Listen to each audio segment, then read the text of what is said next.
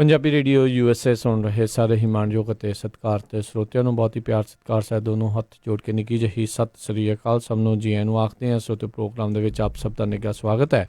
Programme ਲੈ ਕੇ ਹਾਜ਼ਰ ਹੋ ਚੁੱਕੇ ਹਾਂ ਜੀ ਆਪਾਂ ਇਸ time update America. Harjot Singh ji ਆਇਆਂ ਨੂੰ ਸਵਾਗਤ ਹੈ। ਸਤਿ ਸ਼੍ਰੀ ਅਕਾਲ। ਸਤਿ ਸ਼੍ਰੀ ਅਕਾਲ, ਧੰਨਵਾਦ ਜੀ ਆਇਆਂ ਨੂੰ। ਪੰਜਾਬੀ ਰੇਡੀਓ USA ਦੇ ਜਿੰਨੇ ਵੀ ਸਰੋਤੇ ਸਾਡੇ ਸਾਰੇ ਹੀ AM station 1450 AM Yuba city, 96.5 FM Yuba city, 1470 AM Sacramento, 1350 AM Bakersfield, 1300 AM Fresno, 104.5 FM Fresno. ਇਸੇ ਤਰ੍ਹਾਂ ਘਰਾਂ ਦੇ ਵਿੱਚ ਰੇਡੀਓ ਸੈਟਸ ਦੇ ਉੱਤੇ ਜਿਹੜੇ ਸਾਡੇ ਸਾਈਡ ਬੈਂਡ ਵਾਲੇ radio station San Jose, Berkeley, Tracy, Stockton, Modesto ਅਤੇ ਮਰਸਡ, ਆਈਫੋਨ ਅਤੇ ਐਂਡਰਾਇਡ ਦੀ ਐਪਸ ਦੇ ਰਾਹੀਂ ਟੈਲੀਫੋਨ ਦੇ ਉੱਤੇ ਫੇਸਬੁੱਕ 'ਤੇ ਲਾਈਵ ਦੇਖ ਰਹੇ ਹੋ, ਸੁਣ ਰਹੇ ਹੋ, ਸਾਰਿਆਂ ਨੂੰ ਜੀ ਆਇਆਂ ਨੂੰ ਅਤੇ ਬਹੁਤ ਹੀ ਪਿਆਰ ਅਤੇ ਸਤਿਕਾਰ ਭਰੀ ਸਤਿ ਸ੍ਰੀ ਅਕਾਲ। ਸਰੋਤਿਓ, ਅੱਜ ਫਰਵਰੀ ਦੀ 1 ਤਰੀਕ ਆ ਅਤੇ ਦਿਨ ਜਿਹੜਾ ਆ ਉਹ ਸ਼ਨਿਚਰਵਾਰ ਆ ਅਤੇ ਅੱਜ ਸਾਡਾ ਜਿਹੜਾ ਸਪੈਸ਼ਲ ਪ੍ਰੋਗਰਾਮ ਆ ਉਹ ਇਮੀਗ੍ਰੇਸ਼ਨ ਨੂੰ ਲੈ ਕੇ USA ਦੇ ਵਿੱਚ ਜੋ ਵੀ ਇਮੀਗ੍ਰੇਸ਼ਨ ਦੇ ਮੁੱਦੇ ਆ ਉਹਨਾਂ ਨੂੰ ਹੁੰਦਾ ਹੈ ਅਤੇ ਬਹੁਤ ਹੀ ਇੰਪੋਰਟੈਂਟ ਖਬਰਾਂ ਆ ਅਤੇ ਇਸੇ ਤਰ੍ਹਾਂ ਸਾਡੇ ਨਾਲ ਜੁੜੇ ਰਹੋ ਜੀ। ਬਿਲਕੁਲ, ਕੀ ਕੁਛ ਜਿਹੜੇ ਇਸ ਦੇ ਵਿੱਚ ਜਿਹੜੇ ਸੁਪਰੀਮ ਕੋਰਟ ਦੇ ਦੁਆਰਾ ਇੰਜੰਕਸ਼ਨ ਚੁੱਕੇ ਜਾਣ ਤੋਂ ਬਾਅਦ ਦੇ ਵਿੱਚ USCIS ਕੀ ਬਦਲਾਵ ਲੈ ਕੇ ਆ ਰਹੀ ਹੈ, ਜਿਹੜੇ ਕਿ ਬਹੁਤ ਵੱਡੇ ਬਦਲਾਵ ਜਿਹੜੇ ਕਹੇ ਜਾ ਸਕਦੇ ਆ ਪੂਰੇ ਮੁਲਕ ਦੇ ਵਿੱਚ, ਉਸ ਦੇ ਉੱਤੇ ਜਿਹੜੀ ਆਪਾਂ ਉਹ ਚਰਚਾ ਕਰਾਂਗੇ ਅਤੇ ਉਹਦੇ ਕੀ ਅਸਰ ਜਿਹੜੇ ਆ ਉਹ ਹੋਣਗੇ ਉਸ ਦੇ ਬਾਰੇ ਵੀ ਆਪਾਂ ਵਿਚਾਰ ਜਿਹੜੀ ਉਹ ਗੱਲਬਾਤ ਆ ਉਹ ਕਰਾਂਗੇ। ਅਤੇ ਉਸ ਤੋਂ ਪਹਿਲਾਂ ਕੁਛ ਅਹਿਮ ਖਬਰਾਂ ਜਿਹੜੀਆਂ ਆ ਉਹ ਜੇ ਕਰਦੇ ਜਾਈਏ ਤਾਂ ਹਰਜੋਤ ਸਿੰਘ ਜੀ, ਸਭ ਤੋਂ ਜਿਹੜੀ ਵੱਡੀ ਖਬਰ ਜਿਹੜੀ ਕਰੋਨਾ ਵਾਇਰਸ ਦੇ ਨਾਲ ਸੰਬੰਧਿਤ ਜੇ ਦੱਸ ਜਾਈਏ, ਅਮਰੀਕਾ ਦੀਆਂ ਕੰਪਨੀਆਂ ਨੇ ਚਾਈਨਾ ਦੇ ਵਿੱਚ ਆਪਣੇ ਆਪਰੇਸ਼ਨ ਮੋਸਟਲੀ ਜਿਹੜੇ ਆ ਉਹ ਬੰਦ ਕਰ ਦਿੱਤੇ ਆ। ਡਿਜ਼ਨੀ, ਟੈਸਲਾ, ਹੋਰ ਬਹੁਤ ਸਾਰੀਆਂ ਏਅਰਲਾਈਨਸ, ਆਟੋ ਮੇਕਰਸ, ਉਹਨਾਂ ਨੇ ਆਪਣੀਆਂ ਜਿਹੜੀਆਂ ਕੰਪਨੀਆਂ ਆ ਹਾਲ ਦੀ ਘੜੀ ਜਿਹੜੀਆਂ ਆ ਉੱਥੇ ਆਪਰੇਸ਼ਨ ਜਿਹੜੇ ਆ ਸਸਪੈਂਡ ਕਰ ਦਿੱਤੇ ਆ until further notice. WHO world health organisation ਉਹਨਾਂ ਨੇ ਵੀ ਜਿਹੜਾ ਕਿਹਾ ਆ ਵੀ ਇਹਨਾਂ ਸਾਰੀਆਂ ਚੀਜ਼ਾਂ ਨੂੰ ਮੱਦੇਨਜ਼ਰ ਰੱਖਦੇ ਹੋਏ ਜਿਸ ਤਰੀਕੇ ਦੇ ਨਾਲ ਇਹ ਗਲੋਬਲ ਤੌਰ ਦੇ ਉੱਤੇ ਫੈਲ ਸਕਦਾ ਹੈ ਕਰੋਨਾ ਵਾਇਰਸ, ਸਾਰਿਆਂ ਨੂੰ ਬਹੁਤ ਹੀ ਜ਼ਿਆਦਾ ਸਤਰਕਤਾ ਇਹਤਿਆਤ ਵਰਤਣ ਦੀ ਜਿਹੜੀ ਜ਼ਰੂਰਤ ਹੈਗੀ ਆ। ਉਹਨਾਂ ਨੇ ਇਹਨਾਂ ਨੂੰ ਇੱਕ ਗਲੋਬਲ ਐਮਰਜੈਂਸੀ ਵੀ ਘੋਸ਼ਿਤ ਕੀਤਾ ਆ। ਅਮਰੀਕਾ ਨੇ ਵੀ ਆਪਣੇ ਜਿਹੜੇ ਨਾਗਰਿਕਾਂ ਨੂੰ ਕਿਹਾ ਆ ਵੀ ਉਹ ਚਾਈਨਾ ਦੇ ਵਿੱਚ ਜਿਹੜੇ ਉਹ ਨਾ ਜਾਣ, ਅਤੇ ਉਹਨਾਂ ਨੇ ਕਿਹਾ ਵੀ ਜਿਹੜੇ ਚਾਈਨਾ ਤੋਂ ਟਰੈਵਲ ਕਰਕੇ ਆ ਰਹੇ ਆ ਜਿਹੜੇ ਅਮਰੀਕੀ ਨਾਗਰਿਕ ਆ ਉਹਨਾਂ ਨੂੰ ਕੁਆਰੰਟਾਈਨ ਦੇ ਵਿੱਚ ਰੱਖਿਆ ਜਾਊਗਾ ਅਤੇ ਬਾਕੀਆਂ ਨੂੰ ਉੱਥੋਂ ਹੀ ਵਾਪਸ ਮੋੜ ਦਿੱਤਾ ਜਾਊਗਾ। ਇੱਦਾਂ ਦੀਆਂ ਖਬਰਾਂ ਜਿਹੜੀਆਂ ਉਹ ਆ ਰਹੀਆਂ ਨੇ। ਅਨਾਊਂਸ ਕਰਤਾ ਉਹਨੀ ਪਏ ਅਸੀਂ ਜਿਹੜੇ ਆ ਐਂਟਰ ਨਹੀਂ ਹੋਣ ਦੇਵਾਂਗੇ ਜਿਹੜੇ ਚਾਈਨਾ ਤੋਂ ਆ ਰਹੇ ਆ, ਅਨਲੈਸ ਕਿ ਉਹ ਚਾਈਨਾ ਦੇ ਸਿਟੀਜ਼ਨ ਹੈਗੇ, ਅਮਰੀਕਾ ਦੇ ਸਿਟੀਜ਼ਨ ਹੈਗੇ ਆ। ਸੋ ਇਸ ਤੋਂ ਇਲਾਵਾ ਹੋਰ ਵੀ ਕਈ ਮੁਲਕਾਂ ਨੇ ਇਸ ਤਰੀਕੇ ਦੇ ਨਾਲ ਚਾਈਨੀਜ਼ ਟਰੈਵਲਰਸ ਆ ਉਹਨਾਂ ਦੇ ਉੱਤੇ ਜਿਹੜਾ ਬੈਨ ਆ ਉਹ ਲਾ ਦਿੱਤਾ ਹੋਇਆ ਆ। ਇਨਫੈਕਸ਼ਨਸ ਇਸ ਵਾਇਰਸ ਦੀ ਲਗਾਤਾਰ ਅਸਮਾਨ ਨੂੰ ਜਿਹੜੀ ਛੂਹ ਰਹੀ ਆ, 11,000 ਦਾ ਆਂਕੜਾ ਕਹਿੰਦੇ ਆ ਉਹ ਪਾਰ ਕਰ ਚੁੱਕੀ ਹੋਈ ਆ।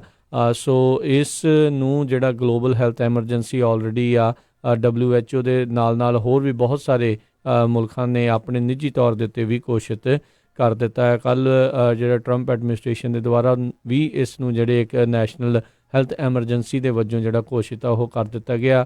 ਅਤੇ ਬੇ ਏਰੀਆ ਵਾਲਿਆਂ ਵਾਸਤੇ ਵੀ ਕਿਤੇ ਨਾ ਕਿਤੇ ਖਤਰੇ ਦੀ ਘੰਟੀ ਹੈਗੀ ਆ। ਪਹਿਲਾ ਕਰੋਨਾ ਵਾਇਰਸ ਦਾ ਜਿਹੜਾ ਇੱਕ ਕੇਸ ਆ ਸੈਂਟਾ ਕਲਾਰਾ ਕਾਊਂਟੀ ਦੇ ਵਿੱਚ ਉਹ ਲੱਭਿਆ ਗਿਆ ਆ ਅਤੇ ਉਸ ਨੂੰ ਹੁਣ ਕੁਆਰੰਟਾਈਨ ਜਿਹਦੇ ਹੈਗਾ ਉਸ ਨੂੰ ਕੀਤਾ ਗਿਆ ਆ। ਇਸ ਦੇ ਵਿੱਚ ਇਹ ਹੁੰਦਾ ਹੈ ਹਰਜੋਤ ਸਿੰਘ ਜੀ ਵੀ ਅਜਿਹੇ ਵਾਇਰਸ ਨੂੰ ਜੇ ਬਿਲਕੁਲ ਪਹਿਲਾਂ ਫੜ ਕੇ ਜਿਹੜਾ ਕੁਆਰੰਟਾਈਨ ਕਰ ਦਿੱਤਾ ਜਾਵੇ ਤਾਂ ਬਚਾਅ ਹੋ ਜਾਂਦਾ ਹੈ। ਅਦਰਵਾਈਜ਼ ਇਸ ਦੀ ਮਾਰ ਬਹੁਤ ਜਲਦੀ ਅਤੇ ਬਹੁਤ ਤੇਜ਼ੀ ਦੇ ਨਾਲ ਜਿਹੜੀ ਉਹ ਫੈਲਦੀ ਆ। ਸਭ ਨੂੰ ਪਤਾ ਹੈ ਵੀ ਕੱਲ੍ਹ ਸੁਪਰ ਬੋਲ ਆ, ਸੋ ਲੋਕਾਂ ਨੇ ਆਪਸ ਦੇ ਵਿੱਚ ਆਉਣਾ ਜਾਣਾ ਆ, ਮਿਲਣਾ ਵੀ ਆ, ਖਾਣਾ ਪੀਣਾ ਆ, ਬਹੁਤ ਕੁਛ ਜਿਹੜਾ ਹੋਣਾ ਆ। ਜੇ ਕੋਈ ਅਜਿਹੇ ਵਾਇਰਸ ਵਾਲਾ ਬੰਦਾ ਅਜਿਹੇ ਥਾਵਾਂ ਦੇ ਉੱਤੇ ਗਰੁੱਪ ਦੇ ਵਿੱਚ ਜਿਹੜੇ ਉਹ ਜਾਂਦਾ ਆ, ਕਿਉਂਕਿ ਸਿੰਪਟਮ ਉਹਦੇ ਪਹਿਲੋਂ ਕਈ ਵਾਰੀ ਸਾਹਮਣੇ ਨਹੀਂ ਆਉਂਦੇ, ਉਹ ਵਾਇਰਸ ਅੰਦਰ ਹੁੰਦਾ ਆ ਅਤੇ ਫਿਰ ਵੀ ਜਿਹੜਾ ਉਹ ਫੈਲ ਜਾਂਦਾ ਆ।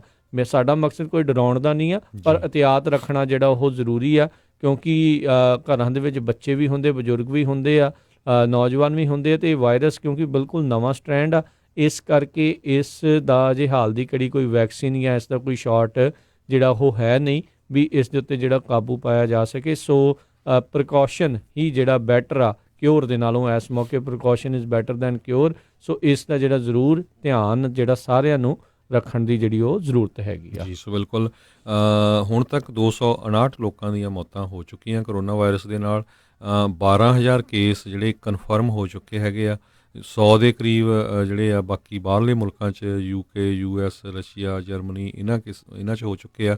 ਬਹੁਤ ਸਾਰੇ ਮੁਲਕਾਂ ਨੇ ਜਿਹੜੇ ਚਾਈਨੀਜ਼ ਨੈਸ਼ਨਲ ਆ ਜਿਨ੍ਹਾਂ ਨੇ ਚਾਈਨਾ ਦੇ ਵਿੱਚ ਵਿਜ਼ਿਟ ਕੀਤਾ ਆ ਉਹਨਾਂ ਨੂੰ ਆਪਣੇ ਮੁਲਕਾਂ ਦੇ ਵਿੱਚ ਐਂਟਰ ਹੋਣ ਤੋਂ ਬੈਨ ਕਰ ਦਿੱਤਾ ਆ। USA ਆਸਟ੍ਰੇਲੀਆ, ਇਸ ਤੋਂ ਪਹਿਲਾਂ ਰਸ਼ੀਆ ਨੇ, ਜਾਪਾਨ ਨੇ, ਪਾਕਿਸਤਾਨ ਨੇ, ਇਟਲੀ ਨੇ ਉਹਨਾਂ ਨੇ ਰਿਸਟ੍ਰਿਕਸ਼ਨ ਲਾਤੀ ਜਿਹੜਾ ਵੀ ਬੰਦਾ ਚਾਈਨਾ ਵਿਜ਼ਿਟ ਕਰਕੇ ਗਿਆ ਆ ਅਤੇ ਉਹਨੂੰ ਉਹ ਐਂਟਰ ਨਹੀਂ ਹੋਣ ਦੇਣਗੇ।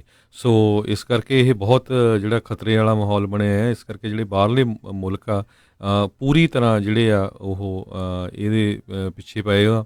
ਹੁਣ ਤੱਕ ਜੀ ਵੱਖ-ਵੱਖ ਮੁਲਕਾਂ ਦੇ ਜੇ ਦੱਸਦੇ ਜਾਈਏ ਇਹ ਬਹੁਤ ਮੁਲਕਾਂ 'ਚ ਫੈਲ ਚੁੱਕੀ ਆ, ਚਾਹੇ ਉਹ ਥੋੜ੍ਹੀ ਮਾਤਰਾ 'ਚ ਆ। ਥਾਈਲੈਂਡ 'ਚ 19, ਸਿੰਗਾਪੁਰ 'ਚ 16, ਜਾਪਾਨ 'ਚ 15, ਸਾਊਥ ਕੋਰੀਆ 'ਚ 12, ਆਸਟ੍ਰੇਲੀਆ 'ਚ 10, ਤਾਈਵਾਨ 'ਚ 10, ਇੱਦਾਂ ਥੋੜ੍ਹੇ ਕੈਨੇਡਾ 'ਚ 4, ਇੰਡੀਆ 'ਚ ਵੀ 1 ਕੇਸ ਆ, USA 'ਚ 7 ਕੇਸ ਹੋ ਚੁੱਕੇ ਆ। ਸੋ ਕਾਫੀ ਮੁਲਕਾਂ ਦੇ ਵਿੱਚ ਜਿਹੜੇ ਕਰੋਨਾ ਵਾਇਰਸ ਦੇ ਕੇਸ ਆ ਇਹ ਲੱਭੇ ਗਏ ਆ। ਬਿਲਕੁਲ, ਜਿਹੜਾ ਸਿਹਤ ਦੇ ਉੱਤੇ ਤਾਂ ਇਸ ਦਾ ਅਸਰ ਹੈਗਾ ਹੀ ਹੈਗਾ ਆ। ਗਲੋਬਲ ਇਕੋਨਮੀ ਦੇ ਉੱਤੇ ਇਸ ਦਾ ਬਹੁਤ ਵੱਡਾ ਅਸਰ ਰਹਿੰਦਾ ਆ। 2003 ਦੇ ਵਿੱਚ ਜਦੋਂ ਸਾਰਸ ਵਾਇਰਸ ਜਿਹੜਾ ਫੈਲਿਆ ਸੀਗਾ ਉਹਨੇ ਉਸ ਮੌਕੇ ਦੇ ਜਿਹੜੇ 40 ਤੋਂ 60 ਬਿਲੀਅਨ ਡਾਲਰ ਜਿਹੜਾ ਟੋਟਲ ਗਲੋਬਲ ਇਕੋਨਮੀ ਦੇ ਵਿੱਚ ਖੇਪ ਲਾਇਆ ਸੀਗਾ।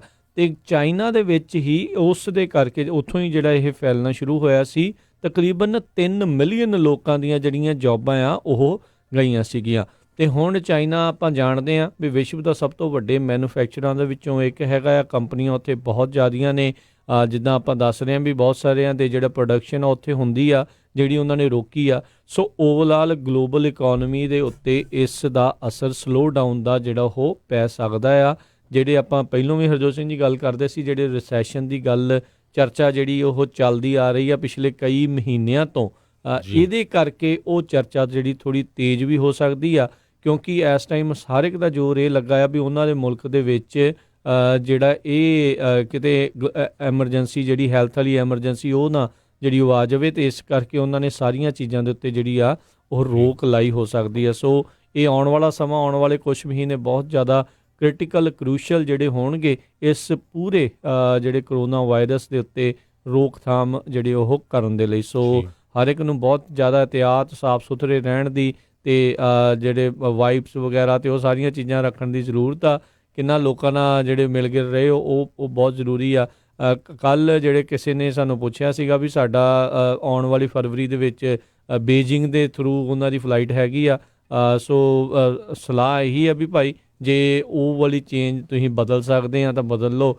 ਜੇ ਆਉਣ ਵਾਲੇ ਸਮੇਂ 'ਚ ਪੋਸਟਪੋਨ ਕਰਨਾ ਚਾਹੁੰਦੇ ਹੋ ਆਪਣੇ ਟਰੈਵਲ ਨੂੰ ਪੋਸਟਪੋਨ ਕਰ ਲਓ। ਅਤੇ ਜੇ ਤੁਸੀਂ ਏਅਰਲਾਈਨ ਬਦਲ ਸਕਦੇ ਹੋ ਤਾਂ ਜਿਹੜੀ ਉਹ ਬਦਲ ਲਓ ਕਿਉਂਕਿ ਉਹ ਤਾਂ ਚਾਈਨਾ ਦਾ ਬੇਸਿਕਲੀ ਧੁਰਾ ਹੈਗਾ ਆ ਇਸ ਜਿਹੜੇ ਕਰੋਨਾ ਵਾਇਰਸ ਦਾ। ਕੋਈ ਜ਼ਰੂਰੀ ਨਹੀਂ ਆ ਵੀ ਤੁਹਾਨੂੰ ਉੱਥੋਂ ਉਹਦੇ ਵਿੱਚੋਂ ਲੰਘਦੇ ਹੋਏ ਜਿਹੜਾ ਹੋ ਜਾਊਗਾ, ਪਰ ਖਤਰਾ ਜਿਹੜਾ ਉਸ ਦੇ ਕਰਕੇ ਹੈਗਾ ਆ। ਸੋ ਪ੍ਰੀਕਾਸ਼ਨ ਲੈਣ ਦੇ ਵਿੱਚ ਕੋਈ ਹਰਜ਼ ਨਹੀਂ ਹੈਗਾ। ਸੋ ਬਿਲਕੁਲ ਕਹਿੰਦੇ 300 ਦੇ ਕਰੀਬ ਇੰਡੀਅਨਸ ਜਿਹੜੇ ਆ ਉਹਨਾਂ ਨੇ ਇੰਡੀਅਨ ਗਵਰਨਮੈਂਟ ਨੇ ਉੱਥੋਂ ਕੱਢ ਲਏ ਹੈਗੇ, ਇਵੈਕੂਏਟ ਕੀਤੇ ਆ ਵੁਹਾਨ ਤੋਂ। 100 ਦੇ ਕਰੀਬ ਜਰਮਨ ਵਾਲਿਆਂ ਨੇ ਕੀਤੇ ਆ। ਰਸ਼ੀਆ ਵਾਲੇ ਵੀ ਕਹਿੰਦੇ ਹੰਡਰਡਸ ਆਫ ਸਿਟੀਜ਼ਨ ਜਿਹੜੇ ਆ ਉੱਥੋਂ ਕੱਢ ਰਹੇ ਆ। ਬਹੁਤ ਸਾਰੀਆਂ ਅਮਰੀਕਨ ਏਅਰਲਾਈਨਸ ਨੇ ਫਲਾਈਟ ਜਿਹੜੀਆਂ ਉੱਥੇ ਜਾਣੀਆਂ ਬੰਦ ਕਰ ਦਿੱਤੀਆਂ ਆ। ਚਾਈਨਾ ਵਾਲਿਆਂ ਨੇ ਯੂਰਪੀਅਨ ਯੂਨੀਅਨ ਨੂੰ ਕਿਹਾ ਆ ਵੀ ਜਿੰਨੇ ਵੀ ਤੁਹਾਡੇ ਮੁਲਕ ਆ ਪਲੀਜ਼ ਸਾਨੂੰ ਕੋਈ ਮੈਡੀਕਲ ਸਪਲਾਈਜ਼ ਸੈਂਡ ਕਰੋ। ਵੀਅਤਨਾਮ ਏਅਰਲਾਈਨ ਨੇ ਸਾਰੀਆਂ ਫਲਾਈਟਾਂ ਚਾਈਨਾ, ਹਾਂਗਕਾਂਗ, ਕੋਰੀਆ ਨੂੰ, ਤਾਈਵਾਨ ਨੂੰ ਬੰਦ ਕਰ ਦਿੱਤੀਆਂ ਆ। ਜਿਹੜੀਆਂ ਹੋਰ ਏਅਰਲਾਈਨਸ ਹੈਗੀਆਂ Qantas, New Zealand, air Canada, British Airways, ਇਹ ਸਾਰਿਆਂ ਨੇ ਜਿਹੜੀਆਂ ਆ ਆਪਣੀਆਂ ਫਲਾਈਟਾਂ ਕੈਂਸਲ ਕਰ ਦਿੱਤੀਆਂ। ਐਪਲ ਜਿਹੜੀ ਵੱਡੀ ਕੰਪਨੀ ਆ, ਬਹੁਤ ਜ਼ਿਆਦਾ ਜਿਹੜੇ ਆਪਾਂ ਫੋਨ ਉੱਥੇ ਪ੍ਰੋਡਿਊਸ ਹੁੰਦੇ ਉਹਨਾਂ ਨੇ ਪੂਰੇ ਜਿਹੜੀ ਆਪਣੇ ਸਟੋਰ ਆ ਉਹ ਕਲੋਜ਼ ਕਰ ਦਿੱਤੇ ਚਾਈਨਾ 'ਚ। ਜੀ। ਸੋ ਇਹ ਸੀਗਾ ਜਿਹੜਾ ਲੇਟੈਸਟ ਕਰੋਨਾ ਵਾਇਰਸ ਦੇ ਉੱਤੇ। ਅਗਲੀ ਜਿਹੜੀ ਆਪਾਂ ਰਾਸ਼ਟਰਪਤੀ ਟਰੰਪ ਦੀ ਇੰਪੀਚਮੈਂਟ ਦੇ ਉੱਤੇ ਗੱਲ ਕਰਦੇ ਜਾਈਏ, ਕੱਲ੍ਹ ਜਿਹੜੇ ਰਾਸ਼ਟਰਪਤੀ ਟਰੰਪ ਦੇ ਲਈ ਜਿਹੜੇ ਇੱਕ ਜਿੱਤ ਦੇ ਦਿਨ ਦੇ ਵਜੋਂ ਦੇਖਿਆ ਜਾਵੇਗਾ। ਵਿਟਨੈਸਿਸ ਨੂੰ ਕਾਲ ਕਰਨ ਦੇ ਲਈ ਜਿਹੜੀ ਕੱਲ੍ਹ ਵੋਟ ਹੋਈ ਜਿਸ ਦੇ ਵਿੱਚ 2 ਰਿਪਬਲਿਕਨਸ ਡਿਫੈਕਟ ਕਰਕੇ ਜਿਹੜੇ ਡੈਮੋਕ੍ਰੇਟਸ ਦੇ ਨਾਲ ਗਏ, ਪਰ ਉਸ ਦੇ ਬਾਵਜੂਦ ਵੀ ਜਿਹੜੀ ਮੈਜੋਰਟੀ ਆ ਉਹ GOP ਦੇ ਹੱਕ ਦੇ ਵਿੱਚ ਰਹੀ ਅਤੇ ਉਹਨਾਂ ਨੇ ਕਿਸੇ ਵੀ ਹੋਰ ਨਵੇਂ ਵਿਟਨੈਸ ਨੂੰ ਬੁਲਾਉਣ ਦੀ ਆਗਿਆ ਜਿਹੜੀ ਆ ਉਹ ਨਹੀਂ ਦਿੱਤੀ। 49 ਦੇ ਮੁਕਾਬਲੇ 51 ਵੋਟਾਂ ਦੇ ਨਾਲ ਜਿਹੜੇ ਸੈਨੇਟਰਸ ਹੈਗੇ ਆ ਉਹਨਾਂ ਨੇ ਜਿਹੜਾ ਆਖਿਆ ਵੀ ਅਸੀਂ ਜਿਹੜੇ ਨਵੇਂ ਵਿਟਨੈਸ ਆ ਉਹ ਨਹੀਂ ਚਾਹੁੰਦੇ। ਮਿਟ ਰੋਮਨੀ ਨੇ ਡਿਫੈਕਟ ਕਰਕੇ ਜਿਹੜਾ ਡੈਮੋਕ੍ਰੇਟਾਂ ਦੇ ਨਾਲ ਜਿਹੜੀ ਆ ਉਹ ਵੋਟ ਪਾਈ ਆ ਅਤੇ ਉਸ ਦਾ ਜਿਹੜਾ ਅਸਰ ਆ ਆਲਰੇਡੀ ਜਿਹੜਾ ਉਸ ਨੂੰ ਸਾਹਮਣਾ ਕਰਨਾ ਪੈ ਰਿਹਾ ਆ। ਅਤੇ ਕਹਿੰਦੇ CPAC ਦੇ ਵਿੱਚ ਹੁਣ ਮਿਟ ਰੋਮਨੀ ਇਜ਼ ਨਾਟ ਵੈਲਕਮ। ਉਸ ਨੂੰ ਉੱਥੇ ਜਿਹੜਾ ਉਹ ਨਹੀਂ ਬੁਲਾਇਆ ਜਾਵੇਗਾ। ਤੇ ਦੂਜੀ ਜਿਹੜੀ ਰਿਪਬਲਿਕਨ ਸੈਨੇਟਰ ਸੂਜ਼ਨ ਕਾਲਿਨਸ ਆ, ਉਹਨਾਂ ਨੇ ਵੀ ਡੈਮੋਕ੍ਰੇਟਸ ਦੇ ਨਾਲ ਵਿਟਨੈਸਸ ਨਵੇਂ ਬੁਲਾਉਣ ਦੇ ਲਈ ਉਸ ਦੇ ਵਿੱਚ ਵੋਟ ਪਾਈ ਸੀ, ਪਰ ਓਵਰਆਲ ਜਿਹੜੀ ਮੈਜੋਰਟੀ ਜਿਹੜੇ GOP ਵਾਲੇ ਆ ਉਹਨਾਂ ਨੇ ਇਸ ਜਿਹੜੀ ਆ ਇਸ ਦੇ ਅਗੇਂਸਟ ਜਿਹੜੀ ਵੋਟ ਪਾਈ ਵੀ ਨਵੇਂ ਵਿਟਨੈਸਸ ਦੀ ਜਿਹੜੀ ਆਪਾਂ ਨੂੰ ਜ਼ਰੂਰਤ ਨਹੀਂ ਹੈਗੀ। ਇਸੇ ਦੇ ਨਾਲ ਹੀ ਜੇ ਜੁੜੀ ਹੋਈ ਖਬਰ ਕਰਦੇ ਜਾਈਏ, ਡਿਪਾਰਟਮੈਂਟ ਆਫ ਜਸਟਿਸ ਨੇ ਅੱਜ ਜਿਹੜੇ ਅਦਾਲਤੀ ਕਾਗਜ਼ਾਂ ਦੇ ਜ਼ਰੀਏ ਇਹ ਪਤਾ ਲੱਗਾ ਆ ਵੀ ਤਕਰੀਬਨ 2 ਦਰਜਨ ਜਿਹੜੀਆਂ ਈਮੇਲਸ ਆ ਜਿਹੜੀਆਂ ਰਾਸ਼ਟਰਪਤੀ ਟਰੰਪ ਦੇ ਨਾਲ ਰਿਲੇਟਡ ਸੀਗੀਆਂ, ਜਿਹੜੀ ਇਸ ਕਥਿਤ ਇਨਵੋਲਵਮੈਂਟ ਨੂੰ ਲੈ ਕੇ ਯੂਕਰੇਨ ਦੀ ਜਿਹੜੀ ਸਿਕਿਉਰਿਟੀ ਅਸਿਸਟੈਂਸ ਆ ਉਸ ਨੂੰ ਰੋਕੇ ਜਾਣ ਨੂੰ ਲੈ ਕੇ ਉਸ ਦੇ ਉੱਤੇ ਜਿਹੜੀ ਆ ਉਹ ਰੋਕ ਲਾਈ ਸੀ, ਉਹ ਉਹਨਾਂ ਨੇ ਵਿਦ ਹੋਲਡ ਕੀਤੀਆਂ ਸੀ, ਉਹ ਅਦਾਲਤ ਦੇ ਵਿੱਚ ਉਹਨਾਂ ਨੇ ਪੇਸ਼ ਨਹੀਂ ਸੀ ਕੀਤੀਆਂ। ਇਹ ਇੰਪੀਚਮੈਂਟ ਟ੍ਰਾਇਲ ਦੇ ਵਿੱਚ ਨਵੇਂ ਵਿਟਨੈਸ ਨਾ ਬੁਲਾਉਣ ਤੋਂ ਬਾਅਦ ਦੇ ਵਿੱਚ ਇਸ ਕੋਰਟ ਫਾਈਲਿੰਗ ਦੇ ਵਿੱਚ ਇਹ ਹੁਣ ਸਾਹਮਣੇ ਆਇਆ ਹੈਗਾ ਆ। ਜਿਹੜੇ ਡੈਮੋਕ੍ਰੇਟਸ ਆ ਉਹ ਕਹਿ ਰਹੇ ਆ ਵੀ ਅਜਿਹੀਆਂ ਚੀਜ਼ਾਂ ਜਿਹੜੀਆਂ ਉਹ ਪਹਿਲੋਂ ਸਾਹਮਣੇ ਆਉਣੀਆਂ ਚਾਹੀਦੀਆਂ ਸੀ ਤਾਂ ਜੋ ਸੈਨੇਟਰਸ ਨੂੰ ਵੀ ਪਤਾ ਲੱਗਦਾ ਵੀ ਕੀ ਪਤਾ ਜਿਹੜਾ ਇੱਥੇ ਕੁਛ ਲੁਕਾਉਣ ਦੀ ਕੋਸ਼ਿਸ਼ ਕੀਤੀ ਜਾ ਰਹੀ ਹੈਗੀ ਆ। ਜੌਨ ਬੋਲਟਨ ਵੀ ਕਿਤੇ ਨਾ ਕਿਤੇ ਨਿਰਾਸ਼ ਜਿਹੜਾ ਨਜ਼ਰ ਆਇਆ, ਕਿਉਂਕਿ ਉਹਨੂੰ ਲੱਗ ਰਿਹਾ ਸੀਗਾ ਵੀ ਮੈਨੂੰ ਐਜ਼ ਏ ਵਿਟਨੈਸ ਜਿਹੜਾ ਸੈਨੇਟ ਦੇ ਵਿੱਚ ਬੁਲਾਇਆ ਜਾ ਸਕਦਾ ਆ ਅਤੇ ਮੈਂ ਜਿਹੜਾ ਉੱਥੇ ਕਈ ਤਰੀਕੇ ਦੀਆਂ ਗੱਲਾਂ ਜਿਹੜੀਆਂ ਉਹ ਕਰ ਸਕਦਾ। ਹੁਣ ਇਹ ਨਹੀਂ ਪਤਾ ਸੀਗਾ ਵੀ ਉਹਨੇ ਕਿਸ ਤਰੀਕੇ ਦੀਆਂ ਜਿਹੜੀਆਂ ਉਹ ਗੱਲਾਂ ਕਰਨੀਆਂ ਸੀ। ਸੋ ਹੁਣ ਦਿਲ ਦੀਆਂ ਗੱਲਾਂ ਉਹਦੀਆਂ ਦਿਲ 'ਚ ਰਹਿ ਗਈਆਂ, ਹੁਣ ਮੋਸਟਲੀ ਉਹਦੀ ਕਿਤਾਬ ਦੇ ਜ਼ਰੀਏ ਜਿਹੜੇ ਉਹ ਸਾਹਮਣੇ ਆਉਣਗੀਆਂ। ਜੀ, ਹੁਣ ਆਪਾਂ ਇਮੀਗ੍ਰੇਸ਼ਨ ਦੀਆਂ ਖਬਰਾਂ ਵੱਲ ਆਈਏ। ਜੀ ਬਿਲਕੁਲ। ਸਭ ਤੋਂ ਜਿਹੜੀ ਮੇਨ ਖਬਰ 2 ਹੈਗੀਆਂ, ਇੱਕ ਤਾਂ ਜਿਹੜੀ ਹੈਗੀ ਆ ਪਬਲਿਕ ਬੈਨੀਫਿਟਸ ਨੂੰ ਲੈ ਕੇ, ਅਤੇ ਦੂਸਰਾ ਜਿਹੜੇ ਆ 6 ਮੁਲਕ ਜਿਹੜੇ ਆ ਉਹ ਪ੍ਰੈਜ਼ੀਡੈਂਟ ਡੋਨਲਡ ਟਰੰਪ ਨੇ ਉਹਨਾਂ ਦੇ ਉੱਤੇ ਇਮੀਗ੍ਰੇਸ਼ਨ ਰਿਸਟ੍ਰਿਕਸ਼ਨ ਕਰ ਦਿੱਤੀਆਂ ਵੀ ਉਹਨਾਂ ਨੂੰ ਅਸੀਂ ਇਮੀਗਰੈਂਟ ਵੀਜ਼ਾ ਨਹੀਂ ਦੇਵਾਂਗੇ, ਲੀਗਲ ਇਮੀਗਰੈਂਟ ਵੀਜ਼ਾ ਜਿਹੜਾ ਹੈਗਾ, ਪਰ ਨਾਨ ਇਮੀਗਰੈਂਟ ਵੀਜ਼ੇ ਦੇ ਉੱਤੇ ਜਿਸ ਤਰ੍ਹਾਂ ਵਿਜ਼ਟਰ ਵੀਜ਼ਾ ਉਹ ਆ ਸਕਦੇ ਆ। ਸੋ ਨਵੇਂ ਜਿਹੜੇ 6 ਮੁਲਕ ਆ ਉਹ ਟਰੰਪ ਐਡਮਿਨਿਸਟ੍ਰੇਸ਼ਨ ਨੇ ਜਿਹੜੇ ਐਡ ਕੀਤੇ ਹੈਗੇ, ਉਹਨਾਂ ਦੇ ਵਿੱਚ ਨਾਈਜੀਰੀਆ, ਕਾਇਰਗਿਸਤਾਨ, ਮਾਇਨਮਾਰ, ਐਰੀਟਰੀਆ ਅਤੇ 2 ਮੁਲਕ ਜਿਹੜੇ ਆ ਉਹ ਸੂਡਾਨ ਅਤੇ ਤਨਜ਼ਾਨੀਆ। ਜਿਹੜੇ ਇੱਥੋਂ ਕੀ ਹੁੰਦਾ ਸੀ ਵੀ ਜਿਹੜੀ ਗ੍ਰੀਨ ਕਾਰਡ ਦੀ ਲੋਟਰੀ ਹੁੰਦੀ ਸੀ ਉਹਦੇ ਵਿੱਚ ਜਿਹੜੀਆਂ ਕਹਿੰਦੇ ਵੀ ਜਿਹੜੇ ਲੋ ਇਨਕਮ ਵਾਲੇ ਜਿਹੜੇ ਮੁਲਕ ਹੈਗੇ ਆ ਉੱਥੋਂ ਆਉਂਦੇ ਸੀ ਲੋਕ। ਸੋ ਇਹ 6 ਮੁਲਕ ਜਿਹੜੇ ਐਡ ਕਰ ਦਿੱਤੇ ਗਏ ਹੈਗੇ ਆ ਅਤੇ 22 ਤਰੀਕ ਤੋਂ ਇਫੈਕਟਿਵ ਹੋ ਜਾਏਗਾ, 22 ਫਰਵਰੀ ਤੋਂ। ਅਤੇ ਕਹਿੰਦੇ ਵੀ 12,400 ਦੇ ਕਰੀਬ ਜਿਹੜੇ ਵੀਜ਼ਾ ਐਪਲੀਕੈਂਟਸ ਆ ਜਿਨ੍ਹਾਂ ਨੇ ਇਹਨਾਂ ਮੁਲਕਾਂ ਤੋਂ ਇੱਥੇ ਆਉਣਾ ਸੀ ਉਹ ਇਹਦੇ ਨਾਲ ਅਫੈਕਟ ਹੋਣਗੇ। ਜਿਨ੍ਹਾਂ ਦੇ ਕੋਲ ਪਹਿਲਾਂ ਵੀਜ਼ੇ ਹੈਗੇ ਆ ਉਹ ਚੱਲਦੇ ਰਹਿਣਗੇ, ਵਿਜ਼ਟਰ ਵੀਜ਼ਾ ਜਾਂ ਹੋਰ ਆ, ਪਰ ਨਵੇਂ ਜਿਹੜੇ ਆ ਇਮੀਗਰੈਂਟ ਵੀਜ਼ਾ ਉਹ ਇਹਨਾਂ ਮੁਲਕਾਂ ਦੇ ਰੈਜ਼ੀਡੈਂਸ ਨੂੰ USA ਦੇ ਵਿੱਚ ਆਉਣ ਲਈ ਨਹੀਂ ਦਿੱਤੇ ਜਾਣਗੇ। ਇਹ ਰਿਸਟ੍ਰਿਕਸ਼ਨ ਕਹਿੰਦੇ ਆ ਰਾਸ਼ਟਰਪਤੀ ਟਰੰਪ ਐਡਮਿਨਿਸਟ੍ਰੇਸ਼ਨ ਦੇ ਦੁਆਰਾ ਇਹ ਆਖਿਆ ਗਿਆ ਵੀ ਇਹ ਜਿਹੜੀਆਂ ਕੰਟਰੀ ਜਿਨ੍ਹਾਂ ਦੇ ਉੱਤੇ ਹੁਣ ਨਵੇਂ ਜਿਹੜੇ ਪਾਬੰਦੀਆਂ ਲਾਈਆਂ ਗਈਆਂ ਆ, ਕਹਿੰਦੇ ਵੀ ਉਹ ਉਹਨਾਂ ਨੇ ਜਿਹੜੀਆਂ ਸਰਟਨ ਇੱਕ ਬੈਂਚਮਾਰਕ ਸੀਗਾ ਅਮਰੀਕੀ ਜਿਹੜੇ ਦਸਤਾਵੇਜ਼ ਇਕੱਠੇ ਕਰਨ ਦਾ ਜਾਂ ਇਨਫੋਰਮੇਸ਼ਨ ਇੱਕ ਦੂਜੇ ਦੇ ਨਾਲ ਸਾਂਝੀ ਕਰਨ ਦਾ, ਉਹ ਉਹਨਾਂ ਨੇ ਨਹੀਂ ਅਪਣਾਇਆ। ਪਬਲਿਕ ਸੇਫਟੀ ਕ੍ਰਾਈਟੀਰੀਆ,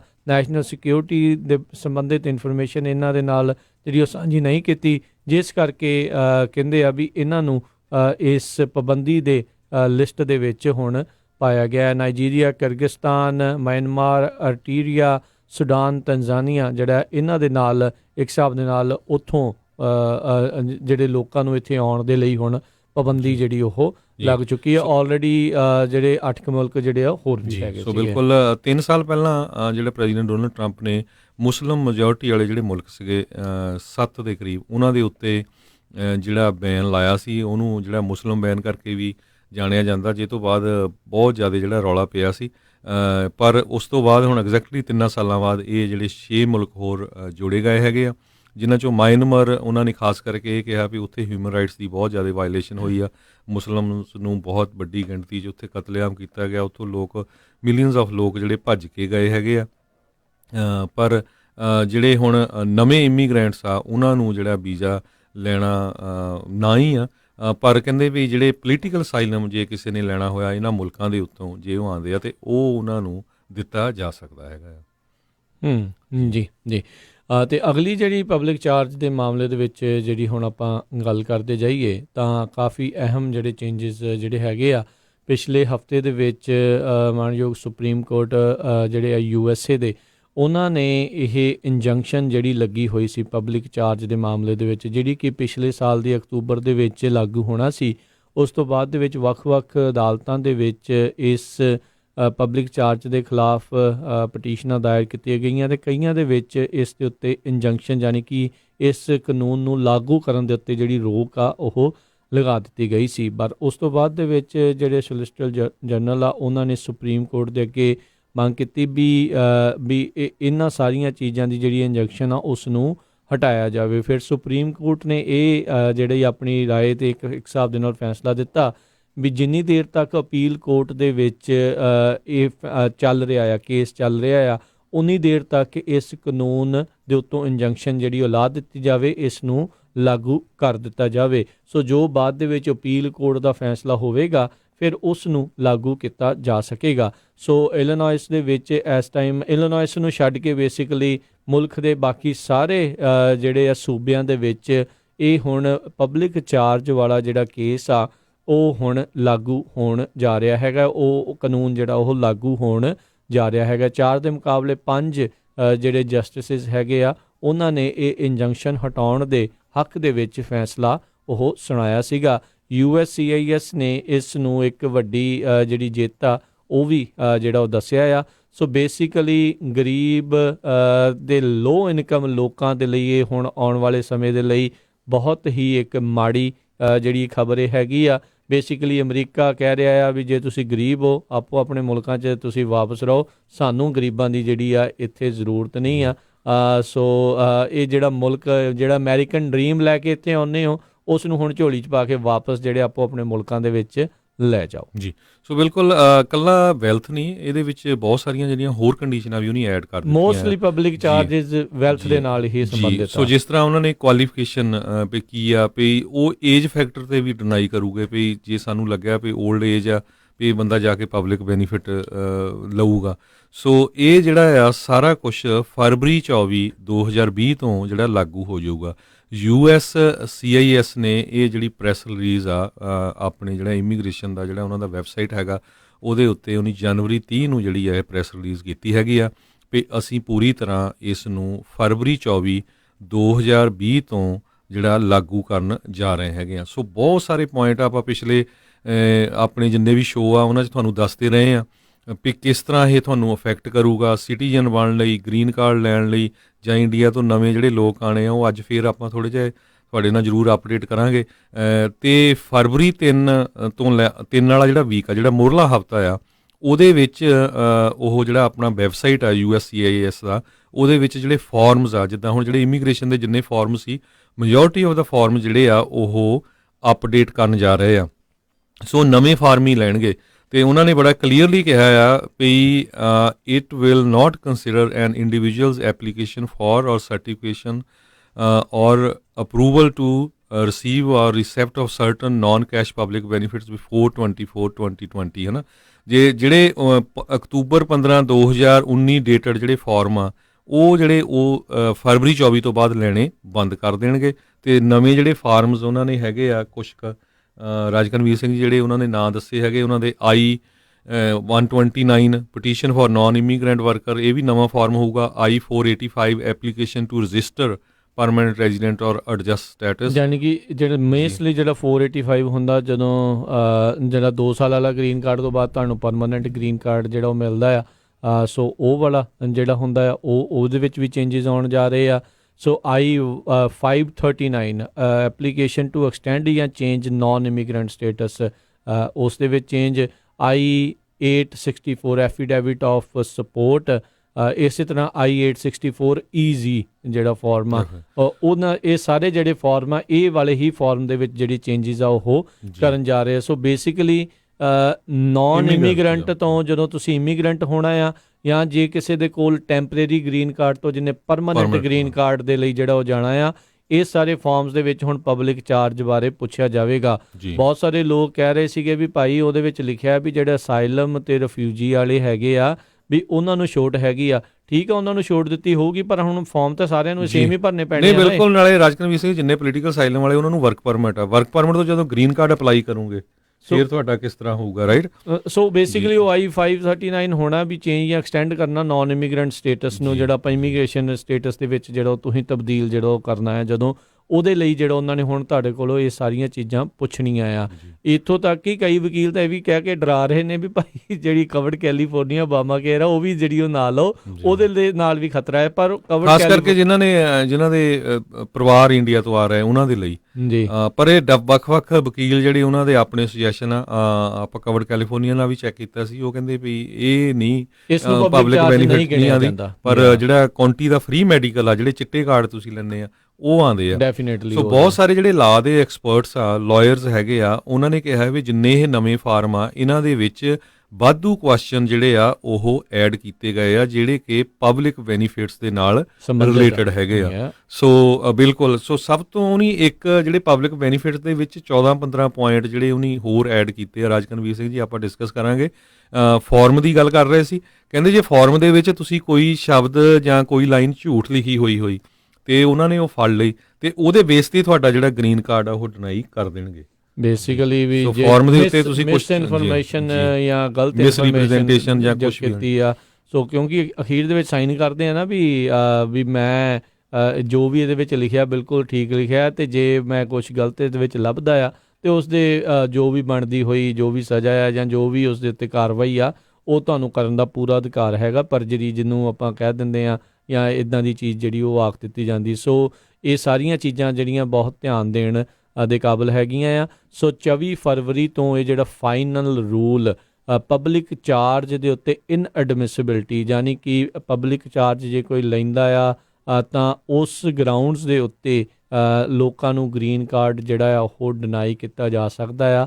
ਉਹਨਾਂ ਨੂੰ ਜਿਹੜੀ ਪਰਮਾਨੈਂਟ ਰੈਜ਼ੀਡੈਂਸੀ ਆ ਉਹਨਾਂ ਦੀ ਡਿਨਾਈ ਕੀਤੀ ਜਾ ਸਕਦੀ ਆ। ਸੋ ਇਹ ਬਹੁਤ ਵੱਡੇ ਜਿਹੜੇ ਇਸ ਦੇ ਵਿੱਚ ਕਾਰਨ ਹੈਗੇ ਆ। ਪਿਛਲੇ ਕਈ ਮਹੀਨਿਆਂ ਤੋਂ ਆਪਾਂ ਦੱਸਦੇ ਆ ਰਹੇ ਹਾਂ ਵੀ ਚੇਂਜਸ ਆ ਰਹੇ ਨੇ, ਚੇਂਜਸ ਆ ਗਏ ਨੇ ਹੁਣ। ਸੋ ਉਸ ਦੇ ਲਈ ਆਪਾਂ ਸਾਰਿਆਂ ਨੂੰ ਤਿਆਰ ਰਹਿਣਾ ਚਾਹੀਦਾ ਆ। ਸੋ ਡੈਫੀਨੇਟਲੀ ਜਿਹੜੇ ਲੋਕਾਂ ਨੂੰ ਜ਼ਰੂਰਤ ਨਹੀਂ ਹੁੰਦੀ ਤੇ ਉਹ ਵੀ ਧੱਕੇ ਦੇ ਨਾਲ ਜਿਹੜਾ ਆ ਹੁਣ ਲਈ ਫਿਰਦੇ ਨੇ ਜਿਹੜੀਆਂ ਚੀਜ਼ਾਂ, ਤਾਂ ਉਹ ਸਾਰਿਆਂ ਨੂੰ ਜਿਹੜਾ ਬਹੁਤ ਜ਼ਿਆਦਾ ਧਿਆਨ ਰੱਖਣ ਦੀ ਜਿਹੜੀ ਉਹ ਜ਼ਰੂਰਤ ਹੈਗੀ ਆ। ਇਹਦੇ ਵਿੱਚ ਇੱਕ ਚੀਜ਼ ਜਿਹੜੀ ਜ਼ਰੂਰ ਕਲੀਅਰ ਕਰਦੇ ਚਾਹੀਏ ਵੀ ਜਿਹੜੇ ਆਲਰੇਡੀ ਜਿਨ੍ਹਾਂ ਕੋਲ ਪਰਮਾਨੈਂਟ ਗ੍ਰੀਨ ਕਾਰਡ ਜਿਹੜੇ ਉਹ ਹੈਗੇ ਆ ਉਹਨਾਂ ਦੇ ਉੱਤੇ ਨਹੀਂ ਇਸ ਦਾ ਜਿਹੜਾ ਅਸਰ ਹੈਗਾ। ਜਿਹੜੇ ਜਿਨ੍ਹਾਂ ਕੋਲ ਟੈਂਪਰੇਰੀ ਗ੍ਰੀਨ ਕਾਰਡ ਵਾਲੇ ਆ ਤੇ ਉਹਨਾਂ ਨੇ ਪਰਮਾਨੈਂਟ ਲਈ ਜਾਣਾ ਹੈ, ਜਿਹੜਾ 485 ਫਾਰਮ ਹੁੰਦਾ ਆ ਐਡਜਸਟਮੈਂਟ ਆਫ ਸਟੇਟਸ ਵਾਲਾ, ਉਹਦੇ ਵਿੱਚ ਲੱਗਦਾ ਹੁੰਦਾ, ਉਹਦੇ ਵਿੱਚ ਇਹਨਾਂ ਨੇ ਚੇਂਜਸ ਜਿਹੜੇ ਆ ਉਹ ਕੀਤੇ ਹੈਗੇ ਨੇ। ਪਰ ਉਹਨਾਂ ਨੇ ਵੀ ਰਾਜਕਨਵੀਰ ਸਿੰਘ ਜੀ ਜਦੋਂ ਕਈਆਂ ਕੋਲ 2 ਸਾਲ ਦਾ ਹੁੰਦਾ ਜਾਂ 10 ਸਾਲ ਦਾ ਜਦੋਂ ਰੀਨਿਊ ਹੋਣਾ ਆ, ਉਹ ਰੀਨਿਊ ਵਾਲੇ ਰਿਫਾਰਮ ਦੇ ਵਿੱਚ ਨਹੀਂ ਹੈ, ਸਿਰਫ 2 ਸਾਲ ਤੋਂ ਜਦੋਂ 10 ਸਾਲ ਵਾਲਾ ਹੁੰਦਾ ਹੈ ਉਹ ਹੁੰਦਾ ਐਡਜਸਟਮੈਂਟ ਆਫ ਸਟੇਟਸ, ਉਹਦੇ ਵਿੱਚ ਜਿਹੜਾ ਚੇਂਜ ਜਾਂ ਜੇ ਸਿਟੀਜ਼ਨ ਬਣਨਾ ਹੈ ਉਹਦੇ ਬਾਰੇ ਫਿਰ ਆਪਾਂ ਉਹਦੇ ਬਾਰੇ ਉਹਦੇ ਉੱਤੇ ਪਬਲਿਕ ਚਾਰਜ ਦਾ ਕੋਈ ਅਸਰ ਜਿਹੜਾ ਉਹਨਾਂ ਨੇ ਨਹੀਂ ਦੱਸਿਆ। ਉਹਦੇ ਵਿੱਚ ਮੋਰਲ ਕਰੈਕਟਰ ਨੂੰ ਜਿਹੜਾ ਉਹਨਾਂ ਨੇ ਮੁੱਖ ਜਿਹੜਾ ਉਸ ਦੇ ਵਿੱਚ ਬਣਾਇਆ ਹੈਗਾ ਆ।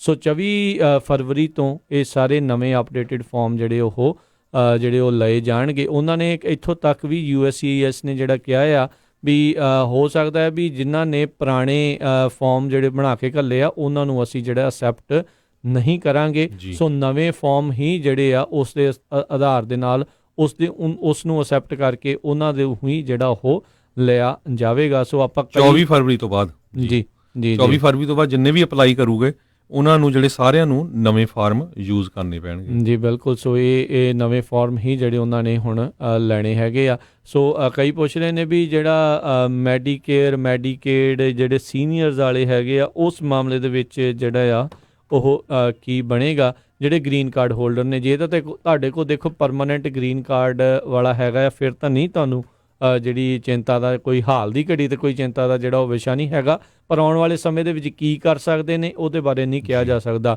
ਪਰ ਇੱਕ ਚੀਜ਼ ਜਿਹੜੀ ਜ਼ਰੂਰ ਹੈਗੀ, ਜਿਹੜੇ ਕੋਈ ਅਜਿਹੇ ਲੋਕ ਜਿਨ੍ਹਾਂ ਨੇ ਖਾਸ ਕਰਕੇ ਆਪਣੇ ਜਿਹੜੇ ਕਹਿ ਲਓ ਵੀ ਰਿਸ਼ਤੇਦਾਰਾਂ ਦੀਆਂ ਜਾਂ ਪਰਿਵਾਰਕ ਲੋਕਾਂ ਦੀਆਂ ਪਟੀਸ਼ਨਾਂ ਪਾਈਆਂ ਆ ਉਸ ਦੇ ਉੱਤੇ ਸ਼ਾਇਦ ਅਸਰ ਹੋ ਸਕਦਾ, ਕਿਉਂਕਿ ਉਹਨਾਂ ਲੋਕਾਂ ਨੇ ਹੁਣ ਆਪਾਂ ਜਿਹੜਾ ਕਿਉਂਕਿ ਐਫੀਡੈਵਿਟ ਆਫ ਸਪੋਰਟ ਤਾਂ ਤੁਸੀਂ ਪਾ ਕੇ ਲਿਖ ਕੇ ਘੱਲਣਾ ਆ। ਸੋ ਐਫੀਡੈਵਿਟ ਆਫ ਸਪੋਰਟ ਜਿਹੜਾ I-864 ਫਾਰਮ ਹੁੰਦਾ ਆ ਉਹ ਜਦੋਂ ਤੁਸੀਂ ਆਪਾਂ ਪਟੀਸ਼ਨ ਕਰਦੇ ਆ ਕਿਸੇ ਨੂੰ ਇੱਥੇ ਮੰਗਵਾਉਣ ਦੇ ਲਈ ਉਹ ਭਰਨਾ ਪੈਂਦਾ ਆ। ਤੇ ਉਹਦੇ ਵਿੱਚ ਜੇ ਤੁਸੀਂ ਪਬਲਿਕ ਚਾਰਜ ਲੈ ਰਹੇ ਆ ਇਹਦਾ ਮਤਲਬ ਉਹ ਦੂਜੇ ਜਿਹੜੇ ਤੁਹਾਡੇ ਪਰਿਵਾਰਕ ਮੈਂਬਰ ਆ ਉਹਨਾਂ ਦਾ ਕੇਸ ਦੇ ਉੱਤੇ ਥੋੜ੍ਹਾ ਉਹ ਕਮਜ਼ੋਰ ਜਿਹੜਾ ਹੋ ਸਕਦਾ ਆ ਵੀ ਜਿਸ ਬੰਦੇ ਨੇ ਇੱਥੇ ਬੁਲਾਇਆ ਆ ਜੇ ਉਹ ਖੁਦ ਸਪੋਰਟ ਲੈ ਰਿਹਾ ਸਰਕਾਰ ਦੀ ਤਾਂ ਉਹ ਆਉਣ ਵਾਲੇ ਸਮੇਂ ਦੇ ਵਿੱਚ ਕਿੱਦਾਂ ਇਸ ਨੂੰ ਜਿਹੜਾ ਇੱਥੇ ਉਹ ਜਿਹੜਾ ਉਹ ਸਾਂਭੇਗਾ, ਕਿੱਦਾਂ ਫਾਈਨੈਂਸ਼ੀਅਲ ਬਰਡਨ ਜਿਹੜਾ ਉਹ ਉਸ ਦਾ ਸਾਂਭ ਸਕਦਾ ਹੈ। ਸੋ ਬਿਲਕੁਲ ਇਸ ਤਰੀਕੇ ਦੇ ਨਾਲ ਵੀ ਜਿਹੜੇ ਚੇਂਜਸ ਜਿਹੜੇ ਉਹ ਜ਼ਰੂਰ ਹੈਗੇ ਆ। ਸੋ ਬਿਲਕੁਲ ਕੱਲ ਵੀ ਮੈਂ ਇੱਕ ਜਿਹੜੇ ਬੇ ਏਰੀਆ ਦਾ ਬਹੁਤ ਪੁਰਾਣੇ ਅਟਾਰਨੀ ਹੈਗੇ ਆ ਉਹਨਾਂ ਨਾਲ ਗੱਲਬਾਤ ਕਰ ਰਿਹਾ ਸੀ। ਉਹ ਕਹਿੰਦੇ ਵੀ ਜੇ ਤੁਸੀਂ ਗ੍ਰੀਨ ਕਾਰਡ ਹੋਲਡਰ ਹੋ, ਤੁਸੀਂ ਪਬਲਿਕ ਬੈਨੀਫਿਟ ਲੈ ਰਹੇ ਹੋ, ਚਾਹੇ ਉਹ ਲੀਗਲ ਆ, ਪਰ ਜੇ ਤੁਸੀਂ ਆਪਣੇ ਹਸਬੈਂਡ ਵਾਈਫ ਬੱਚਿਆਂ ਨੂੰ ਪੇਰੈਂਟਸ ਨੂੰ ਅਪਲਾਈ ਕਰਦੇ ਆ ਅਤੇ ਉਹਦੇ ਉੱਤੇ ਉਹਦਾ ਅਸਰ ਪਊਗਾ। ਸੋ ਉਹਨਾਂ ਨੇ ਉਹ ਜਿਹੜਾ ਮੇਰੇ ਕੋਲ ਕਸਟਮਰ ਆਇਆ ਸੀ ਇੱਕ, ਉਹ ਵਕੀਲ ਦੇ ਨਾਲ ਗੱਲ ਕਰਾਈ, ਉਹ ਕਹਿੰਦਾ ਵੀ ਤੂੰ ਆਪਣੇ ਇਮੀਡੀਏਟਲੀ ਕੋਈ ਵੀ ਜਿਹੜਾ ਬੈਨੀਫਿਟ ਲੈ ਰਿਹਾ ਉਹਨੂੰ ਇਮੀਡੀਏਟਲੀ ਬੰਦ ਕਰੋ। ਸੋ ਪਬਲਿਕ ਬੈਨੀਫਿਟ 'ਚ ਆਪਾਂ ਦੱਸਿਆ ਹੀ ਆ, ਇਕੱਲਾ ਮੈਡੀਕਲ ਨਹੀਂ ਹੈਗਾ, ਮੈਡੀਕੇਅਰ ਨਹੀਂ, ਤੁਹਾਡਾ ਸੈਕਸ਼ਨ 8 ਜਿਹੜੇ ਲੋ ਇਨਕਮ ਅਪਾਰਟਮੈਂਟਸ ਹੈਗੀਆਂ ਆ, ਫੂਡ ਸਟੈਂਪਾਂ ਹੈਗੀਆਂ ਆ, ਸੋ ਇੱਦਾਂ ਦਾ ਸਾਰਾ ਕੁਛ ਜਿਹੜਾ ਆ ਉਹ ਪਬਲਿਕ ਬੈਨੀਫਿਟ 'ਚ ਆਉਂਦਾ ਹੈਗਾ ਆ। ਜੀ ਬਿਲਕੁਲ, ਸਨੈਪ ਜਿਹੜਾ ਉਹ ਪ੍ਰੋਗਰਾਮ ਆ ਉਸ ਨੂੰ ਲੈ ਕੇ ਵੀ ਜਿਹੜਾ ਉਹ ਆਉਂਦਾ ਹੈ। ਸੋ ਮੇਨ ਜਿਹੜੇ ਫਾਰਮ ਇਸ ਦੇ ਵਿੱਚ ਜਿਹੜੇ ਚੇਂਜ ਆ ਉਹ ਹੋਣ ਜਾ ਰਹੇ ਆ। I-129 petition for a non-immigrant worker, I-485 application to register permanent residency ਜਾਂ adjustment of status ਜਿਹੜਾ ਫਾਰਮ ਆ, I-539 application to extend ਜਾਂ change non-immigrant status, I-864 affidavit of support under section 213A of INA ਤੇ I-864EZ form affidavit of support under section 213A of the act। ਸੋ ਇਹ ਜਿਹੜੇ ਵੱਖ-ਵੱਖ farm ਜਿਹੜੇ ਆ ਉਹ ਆ ਰਹੇ ਨੇ। ਸੋ ਇਸ ਦੇ ਵਿੱਚ ਇਹਨਾਂ ਨੇ ਵੱਧ ਤੋਂ ਵੱਧ ਲੋਕਾਂ ਨੂੰ ਲਪੇਟਣ ਦੀ ਜਿਹੜੀ ਉਹ ਕੋਸ਼ਿਸ਼ ਕੀਤੀ ਆ। ਜਿੱਦਾਂ ਮੈਂ ਕਿਹਾ, ਅਮਰੀਕਾ ਦੇ ਵਿੱਚ ਗਰੀਬਾਂ ਦੀ ਜ਼ਰੂਰਤ ਨਹੀਂ ਹੈ। ਇਹ ਪ੍ਰਸ਼ਾਸਨ ਜਿਹੜਾ ਆ ਉਹ ਹੁਣ ਕਹਿ ਰਿਹਾ ਵੀ ਜੇ ਜਿਹੜੇ ਕੋਈ ਗਰੀਬ ਗੁਬੜਾ ਹੈਗਾ ਆ, ਉਹ ਭਾਈ ਆਪੋ ਆਪਣਾ ਬੋਰੀ ਬਿਸਤਰਾ ਚੱਕੋ ਅਤੇ ਕਹਿੰਦੇ ਵਾਪਸ ਜਾਓ ਆਪਣੇ ਮੁਲਕਾਂ ਨੂੰ ਇੱਕ ਹਿਸਾਬ ਦੇ ਨਾਲ। ਸੋ ਇਹ ਜਿਹੜੀ ਹੈ ਇਸ ਤਰੀਕੇ ਦੇ ਨਾਲ ਕਰ ਰਹੇ ਆ। ਇਹ ਅਮਰੀਕਾ ਦਾ ਵੈਸੇ ਡਰੀਮ ਨਹੀਂ ਹੈਗਾ, ਨਾ ਹੀ ਇਹ ਅਮਰੀਕਾ ਜਿਹੜਾ ਇਸ ਤਰੀਕੇ ਦੇ ਨਾਲ ਬਣਿਆ। ਬਹੁਤ ਸਾਰੇ ਲੋਕ ਗਰੀਬੀ ਦੇ ਵਿੱਚ ਜਿਹੜੇ ਇੱਥੇ ਆਏ ਆ, ਉਹਨਾਂ ਨੇ ਮਿਹਨਤਾਂ ਕਰਕੇ ਜਿਹੜੇ ਸਫਲ ਹੋਏ ਨੇ, ਉਹਨਾਂ ਦੇ ਪਰਿਵਾਰਾਂ ਦੇ ਪਰਿਵਾਰ ਜਿਹੜੇ ਆ ਉਹ ਇੱਥੇ ਉਹ ਪਹੁੰਚੇ ਨੇ। ਪਰ ਹੁਣ ਦੇ ਪ੍ਰਸ਼ਾਸਨ ਦੇ ਦੁਆਰਾ ਕਹਿੰਦੇ ਆ ਵੀ ਸਾਨੂੰ ਅਜਿਹੇ ਲੋਕਾਂ ਦੀ ਜਿਹੜੀ ਆ ਉਹ ਜ਼ਰੂਰਤ ਨਹੀਂ ਹੈਗੀ। ਸੋ ਖਾਸ ਕਰਕੇ ਜਿਨ੍ਹਾਂ ਦੀ ਉਮਰ ਕੋਈ ਜ਼ਿਆਦਾ ਆ, ਜਿਨ੍ਹਾਂ ਕੋਲ ਜੋਬ ਕੋਈ ਚੰਗੀ ਨਹੀਂ ਹੈਗੀ, ਉਹਨਾਂ ਨੂੰ ਜਿਹੜਾ ਸਰਕਾਰੀ ਅਜਿਹੀ ਚੀਜ਼ਾਂ ਦਾ ਜਿਹੜਾ ਸਹਾਰਾ ਦੀ ਕਈਆਂ ਨੂੰ ਜ਼ਰੂਰਤ ਹੁੰਦੀ ਆ। ਹੁਣ ਉਹ ਵੀ ਵਿਚਾਰੇ ਜਿਹੜੇ ਆ ਉਹ ਸੋਚਣਗੇ ਵੀ ਅਸੀਂ ਸਹਾਰਾ ਲਈਏ ਜਾਂ ਫਿਰ ਕਿਸ ਹਿਸਾਬ ਦੇ ਨਾਲ ਜਿਹੜਾ ਉਹ ਚੱਲੀਏ। ਸੋ ਇਹ ਬਹੁਤ ਵੱਡਾ ਜਿਹੜਾ ਇੱਕ ਅਤਿਆਚਾਰ ਵਾਲਾ ਹਿਸਾਬ ਵਾਲੀ ਗੱਲ ਜਿਹੜੀ ਉਹ ਬਣ ਗਈ ਆ। ਖਾਸ ਕਰਕੇ ਜਿਨ੍ਹਾਂ ਨੂੰ ਜ਼ਰੂਰਤ ਹੈਗੀ, ਜਿਹੜੇ ਬੇਲੋੜੇ ਲਈ ਜਾਂਦੇ ਆ, ਉਹ ਤਾਂ ਚਲੋ ਬੰਦ ਕਰਕੇ ਉਹਨਾਂ ਦਾ ਤਾਂ ਪਹਿਲਾਂ ਵੀ ਗੁਜ਼ਾਰਾ ਚੱਲੀ ਜਾਂਦਾ ਸੀ ਅਤੇ ਉਦੋਂ ਐਕਸਟਰਾ ਮਨੀ ਜਿਹੜੀ ਉਹ ਬਣਾ ਰਹੇ ਸੀਗੇ, ਉਹਨਾਂ ਦਾ ਤਾਂ ਚਲੋ ਚੱਲ ਜਾਊਗਾ। ਪਰ ਜਿਹਨੂੰ ਐਕਚੁਅਲ ਦੇ ਵਿੱਚ ਜ਼ਰੂਰਤ ਹੈਗੀ ਆ, ਉਹ ਵਿਚਾਰਾ ਜਿਹੜਾ ਇਸ ਦੇ ਵਿੱਚ ਪੂਰੀ ਤਰ੍ਹਾਂ ਦੱਬਿਆ ਜਾਊਗਾ। ਸੋ ਬਿਲਕੁਲ ਇੱਕ ਗੁੱਡ ਮੋਰਲ ਕਰੈਕਟਰ ਵਾਲਾ ਜਿਹੜਾ ਆਪਸ਼ਨ ਆ ਉਹ ਵੀ ਐਡ ਕੀਤਾ ਗਿਆ ਸਿਟੀਜ਼ਨ ਬਣਨ ਦੇ ਲਈ ਵੀ। ਉਹਦੇ 'ਚ ਸਾਰੀਆਂ ਚੀਜ਼ਾਂ ਉਹਨੇ ਐਡ ਕਰਨੀਆਂ। ਕਿਸੇ ਨੇ ਕੋਈ ਇੰਸ਼ੋਰੈਂਸ ਦਾ ਫਰਾਡ ਤਾਂ ਨਹੀਂ ਕੀਤਾ ਹੈਗਾ, ਤੁਸੀਂ ਟੈਕਸ ਭਰਦੇ ਆ ਨਹੀਂ ਭਰਦੇ ਟਾਈਮ ਸਿਰ, ਕੋਈ ਬੈਂਕ ਫਰਾਡ ਤਾਂ ਨਹੀਂ ਕੀਤਾ। ਸੋ ਇੱਦਾਂ ਦੀਆਂ 15 ਦੇ ਕਰੀਬ ਜਿਹੜੀਆਂ ਚੀਜ਼ਾਂ ਆ ਉਹ ਸਿਟੀਜ਼ਨ ਬਣਨ ਦੇ ਲਈ ਵੀ ਜਿਹੜੀਆਂ ਕੀਤੀਆਂ ਗਈਆਂ ਹੈਗੀਆਂ। ਸੋ ਬਹੁਤ ਸਾਰੀਆਂ ਜਿਹੜੀਆਂ ਚੇਂਜਸ ਆ ਉਹ ਫਰਵਰੀ 24 ਤੋਂ ਬਾਅਦ ਆ ਜਾਣੀਆਂ ਆ। ਇਹ ਵੀ ਦੱਸਦੇ ਜਾਈਏ ਵੀ ਬਹੁਤ ਸਾਰੇ ਰੂਲ ਇਹ ਪਹਿਲਾਂ ਦੇ ਹੀ ਆ, ਇਹ ਨਵੇਂ ਨਹੀਂ ਲਾਏ ਗਏ, ਪਰ ਇਹਨਾਂ ਨੂੰ ਉਹਨਾਂ ਨੇ US CIS ਆ, ਉਹਨਾਂ ਨੇ ਕਲੀਅਰਲੀ ਕਿਹਾ ਹੈਗਾ ਵੀ our goal is to apply the nation's immigration laws effectively, efficiently and lawfully. So ਕਹਿੰਦੇ ਪਈ ਅਸੀਂ ਜਿੰਨੇ ਵੀ ਸਾਡੇ ਇਮੀਗ੍ਰੇਸ਼ਨ ਦੇ ਲਾਜ਼ ਹੈਗੇ ਆ ਉਹਨਾਂ ਨੂੰ ਇਫੈਕਟਿਵਲੀ, ਐਫੀਸ਼ੀਐਂਟਲੀ ਅਤੇ ਲਾਫੁਲੀ ਜਿਹੜੇ ਆ ਉਹ ਲਾਗੂ ਕਰਨ ਜਾ ਰਹੇ ਹੈਗੇ ਆ। ਜੀ, ਸੋ ਕਾਫੀ ਜਿਹੜੇ ਵੱਡੇ ਜਿਹੜੇ ਚੇਂਜਸ ਇਸ ਦੇ ਵਿੱਚ ਹੈਗੇ ਨੇ। ਸੋ ਡਿਪਾਰਟਮੈਂਟ ਆਫ ਹੋਮਲੈਂਡ ਸਿਕਿਉਰਿਟੀ ਨੇ ਕਿਹਾ ਆ ਵੀ ਇਲੀਨੋਇਸ ਦੇ ਵਿੱਚ ਇਹ ਜਿਹੜੇ ਫਾਰਮ ਦੇ ਜਿਹੜੇ ਚੇਂਜਸ ਆ ਜਾਂ ਜਿਹੜੇ ਨਵੇਂ ਰੂਲ ਚੇਂਜਸ ਆ ਉਹ ਉਸ ਦੇ ਵਿੱਚ ਲਾਗੂ ਨਹੀਂ ਹੋਣਗੇ, ਕਿਉਂਕਿ ਉੱਥੇ ਦੇ ਜਿਹੜੇ ਇੱਕ ਅਪੀਲ ਕੋਰਟਸ ਦੇ ਵਿੱਚ ਇਹ ਕੇਸ ਆਲਰੇਡੀ ਚੱਲ ਰਿਹਾ ਹੈਗਾ। ਸੋ ਉਸ ਫੈਸਲੇ ਦੇ ਉੱਤੇ ਵੀ ਕਾਫੀ ਕੁਛ ਜਿਹੜਾ ਇਹ ਜਿਹੜਾ ਰਹੇਗਾ ਵੀ ਆਉਣ ਵਾਲੇ ਸਮੇਂ ਦੇ ਵਿੱਚ ਕੀ ਬਣੇਗਾ। ਵੀ ਜੇ ਉਸ ਅਪੀਲ ਕੋਰਟ ਦੇ ਵਿੱਚੋਂ ਉਹ ਅਪੀਲ ਹਾਰ ਜਾਂਦੇ ਨੇ ਇਸ ਕਾਨੂੰਨ ਨੂੰ ਜਿਹੜੇ ਇੰਜੰਕਸ਼ਨ ਜਿਹੜੇ ਲਾਏ ਰੱਖਣ ਦੀ, ਤਾਂ ਫਿਰ ਉੱਥੇ ਵੀ ਜਿਹੜਾ ਕਾਨੂੰਨ ਲਾਗੂ ਹੋ ਜਾਊਗਾ। ਅਤੇ ਜੇ ਅਪੀਲ ਕੋਰਟ ਦੇ ਵਿੱਚ ਇਸ ਨੂੰ ਪ੍ਰਵਾਨਗੀ ਮਿਲਦੀ ਆ ਵੀ ਇਸ ਦੀ ਇੰਜੰਕਸ਼ਨ ਜਿਹੜੀ ਉਹ ਚਾਲੂ ਰਵੇ, ਤਾਂ ਫਿਰ ਜਿਹੜੇ USCIS ਵਾਲੇ ਆ ਜਾਂ ਡਿਪਾਰਟਮੈਂਟ ਆਫ ਹੋਮਲੈਂਡ ਸਿਕਿਉਰਿਟੀ ਵਾਲੇ ਆ, ਹੋਰ ਉਸ ਤੋਂ ਉਚਲੀ ਅਦਾਲਤ ਦੇ ਵਿੱਚ ਜਿਹੜਾ ਦੁਬਾਰਾ ਕੇਸ ਆ ਉਹ ਕਰ ਸਕਦੇ ਨੇ। ਸੋ ਆਉਣ ਵਾਲੇ ਦਿਨਾਂ ਦੇ ਵਿੱਚ ਕਾਫੀ ਜਿਹੜੇ ਵੱਡੇ ਚੇਂਜਸ ਆਪਾਂ ਨੂੰ ਜਿਹੜੇ ਆ ਉਹ ਦੇਖ ਸਕਦੇ ਨੇ। ਸੋ ਜਿੱਦਾਂ ਆਪਾਂ ਤੁਹਾਨੂੰ ਪਹਿਲਾਂ ਵੀ ਦੱਸਿਆ, ਜਿਹੜੇ ਫਾਰਮ ਜਿਹੜੇ ਇੱਕ ਵਾਰੀ ਫਿਰ ਦੁਬਾਰਾ ਦੱਸ ਜਾਈਏ, I-129, I-485, I-539, I-864, I-864 ਜਿਹੜੇ ਇਹਨਾਂ ਫਾਰਮਸ ਦੇ ਵਿੱਚ ਜਿਹੜੇ ਚੇਂਜਸ ਆ ਉਹ ਕੀਤੇ ਜਾ ਰਹੇ ਆ। I-130 ਫਾਰਮ ਦੇ ਵਿੱਚ ਜਿਹੜਾ ਆ ਉਹ ਚੇਂਜ ਨਹੀਂ ਹੈਗਾ, ਜੇ ਕੋਈ ਜਿਹੜਾ ਉਹ ਪੁੱਛ ਰਿਹਾ ਹੈਗਾ। I-751 ਫਾਰਮ ਆ ਉਸ ਦੇ ਵਿੱਚ ਵੀ ਜਿਹੜਾ ਆ ਉਹ ਚੇਂਜ ਨਹੀਂ ਹੈਗਾ। ਸੋ ਇਹ ਵੀ ਜਿਹੜੇ ਸਾਰੇ ਜਣੇ ਆ ਉਹ ਇਹਨਾਂ ਸਾਰੀਆਂ ਚੀਜ਼ਾਂ ਨੂੰ ਜਿਹੜਾ ਉਹ ਵਿਸ਼ੇਸ਼ ਤੌਰ ਦੇ ਉੱਤੇ ਧਿਆਨ ਦੇ ਕੇ ਰੱਖਣ। ਸੋ ਆਪਣੇ ਜਿਹੜੇ ਜਿੰਨੇ ਵੀ ਲੋਕ ਹੈਗੇ ਨੇ ਆਪੋ ਆਪਣੇ ਜਿਹੜੇ ਇਮੀਗ੍ਰੇਸ਼ਨ ਵਕੀਲ ਦੇ ਨਾਲ ਜਿਹੜੇ ਜ਼ਰੂਰ ਡੈਫੀਨੇਟਲੀ ਜਿਹੜੀ ਸਲਾਹ ਤੁਸੀਂ ਕਰ ਲਓ ਵੀ ਤੁਹਾਡਾ ਜੇ ਤੁਸੀਂ ਪਬਲਿਕ ਚਾਰਜ ਲੈ ਰਹੇ ਆ ਵੀ ਕਿ ਤੁਹਾਡੇ ਕੇਸ ਦੇ ਉੱਤੇ ਉਸ ਦਾ ਅਸਰ ਪਵੇਗਾ ਜਾਂ ਨਹੀਂ ਪਵੇਗਾ। ਇੱਥੇ ਜੇ ਤੁਸੀਂ ਕਾਲ ਕਰਕੇ ਪੁੱਛਦੇ ਹੋ ਤਾਂ ਸਾਡੇ ਕੋਲ ਤੁਹਾਨੂੰ ਜਿਹੜੀ ਕੋਈ ਲੀਗਲ ਸਲਾਹ ਜਿਹੜੀ ਅਸੀਂ ਤੁਹਾਨੂੰ ਦੇ ਨਹੀਂ ਸਕਦੇ, ਕਿਉਂਕਿ ਸਾਡੇ ਦੋਨਾਂ ਦੇ ਵਿੱਚੋਂ ਕੋਈ ਵੀ ਜਿਹੜਾ ਇਮੀਗ੍ਰੇਸ਼ਨ ਦਾ ਅਟਰਨੀ ਨਹੀਂ ਹੈਗਾ। ਸੋ ਆਪੋ ਆਪਣੇ ਜਿਹੜੇ ਇਮੀਗ੍ਰੇਸ਼ਨ ਦੇ ਅਟਰਨੀ ਆ ਉਹਨਾਂ ਨੂੰ ਜ਼ਰੂਰ ਜਿਹੜਾ ਆ ਉਹ ਤੁਸੀਂ ਕਿਰਪਾ ਕਰਕੇ ਪੁੱਛਿਓ ਵੀ ਤੁਹਾਡੇ ਜਿਹੜੇ ਕੇਸ ਦੇ ਵਿੱਚ ਤੁਹਾਡੇ ਸਰਕਮਸਟਾਂਸ ਦੇ ਵਿੱਚ ਜਿਹੜਾ ਆ ਉਹ ਤੁਸੀਂ ਕੀ ਕਰ ਸਕਦੇ ਹੈਗੇ ਆ। ਸੋ ਬਿਲਕੁਲ ਜਿਹੜੀ ਆਪਾਂ ਇੱਕ ਬ੍ਰੇਕ ਲੈਂਦੇ ਆ ਤੇ ਬ੍ਰੇਕ ਤੋਂ ਬਾਅਦ ਫਿਰ ਤੁਹਾਡੇ ਨਾਲ ਜਿਹੜੀ ਇਹਦੇ ਬਾਬਤ ਗੱਲਬਾਤ ਕਰਾਂਗੇ ਤੇ ਸਿਟੀਜ਼ਨਸ਼ਿਪ ਦੇ ਲਈ ਵੀ ਕਿੱਦਾਂ ਜਿਹੜੀਆਂ ਮੁਸ਼ਕਲਾਂ ਆ ਉਸ ਦੇ ਵਿੱਚ ਵਧਾਈਆਂ ਜਾ ਰਹੀਆਂ ਹੈ। ਸੋ ਉਸ ਦੇ ਬਾਰੇ ਵੀ ਜਿਹੜੀ ਆਪਾਂ ਗੱਲਬਾਤ ਕਰਾਂਗੇ।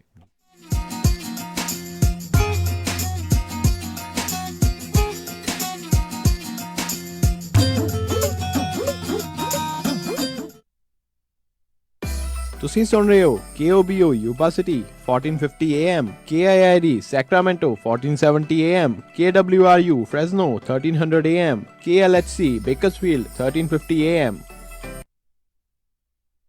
ਕੀ ਤੁਸੀਂ ਸਾਲ ਦੇ 50,000 ਤੋਂ $1,00,000 ਕਮਾਉਣਾ ਚਾਹੁੰਦੇ ਹੋ ਤਾਂ ਅੱਜ ਹੀ ਕਾਲ ਕਰੋ ABLEX ਟਰੱਕ ਸਕੂਲ ਸੈਕਰਾਮੈਂਟੋ ਵਾਲਿਆਂ ਨੂੰ। ਇਹ ਤੁਹਾਡਾ class A class B licence ਲੈਣ ਦੇ ਵਿੱਚ ਮਦਦ ਕਰਨਗੇ ਅਤੇ ਤੁਹਾਨੂੰ 1 ਮਹੀਨੇ ਦੇ ਵਿੱਚ ਟਰੱਕ ਡਰਾਈਵਰ ਦੀ ਜੌਬ ਦਿਵਾਉਣਗੇ। ਅੱਜ ਹੀ ਕਾਲ ਕਰੋ ਤੇ ਬਹੁਤ ਹੀ ਵਧੀਆ ਡਿਸਕਾਊਂਟ ਲਓ। ਕਾਲ 9168509952 916 850 9952। ਐਡਰੈਸ 7473 ਰੀਜ ਰੋਡ ਸਵੀਟ 2 ਸੈਕਰਾਮੈਂਟੋ ਜਾਂ ਇਹਨਾਂ ਦੀ ਵੈਬਸਾਈਟ ਵਿਜ਼ਿਟ ਕਰੋ www.abylex.com।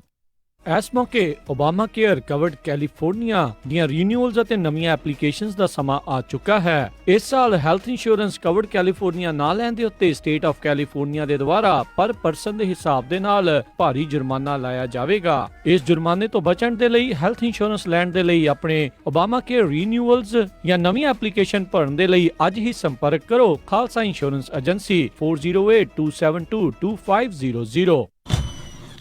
ਉਹ ਕਿੱਥੇ ਰਹਿ ਗਏ ਸੀ ਤੁਸੀਂ? ਮੈਂ ਕਾਦਾ ਉਡੀਕੀ ਜਾਣਾ ਤੁਹਾਨੂੰ। ਆਹ ਲਓ ਸਾਰਾ ਸਮਾਨ।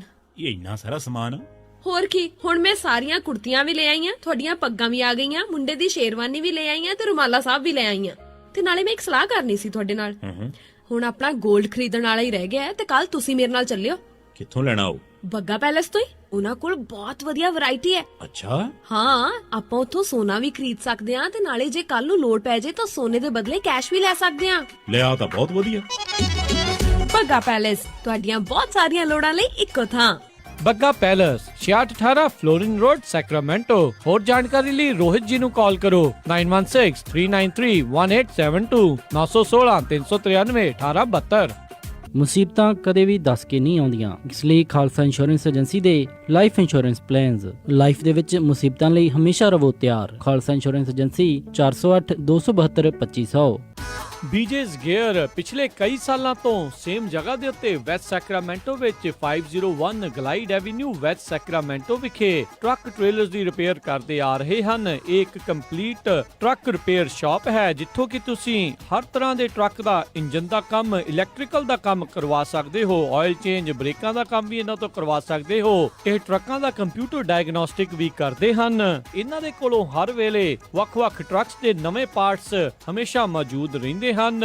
ਇਸ ਮਹੀਨੇ ਤੁਸੀਂ ਇਹਨਾਂ ਤੋਂ 10 ਸਪੀਡ ਟਰਾਂਸਮਿਸ਼ਨ 2695 ਦੇ ਵਿੱਚ ਲੈ ਸਕਦੇ ਹੋ। ਇਹਨਾਂ ਨੂੰ ਇਸ ਮੌਕੇ ਇੱਕ ਬੁੱਕ ਕੀਪਰ ਦੀ ਜ਼ਰੂਰਤ ਹੈ।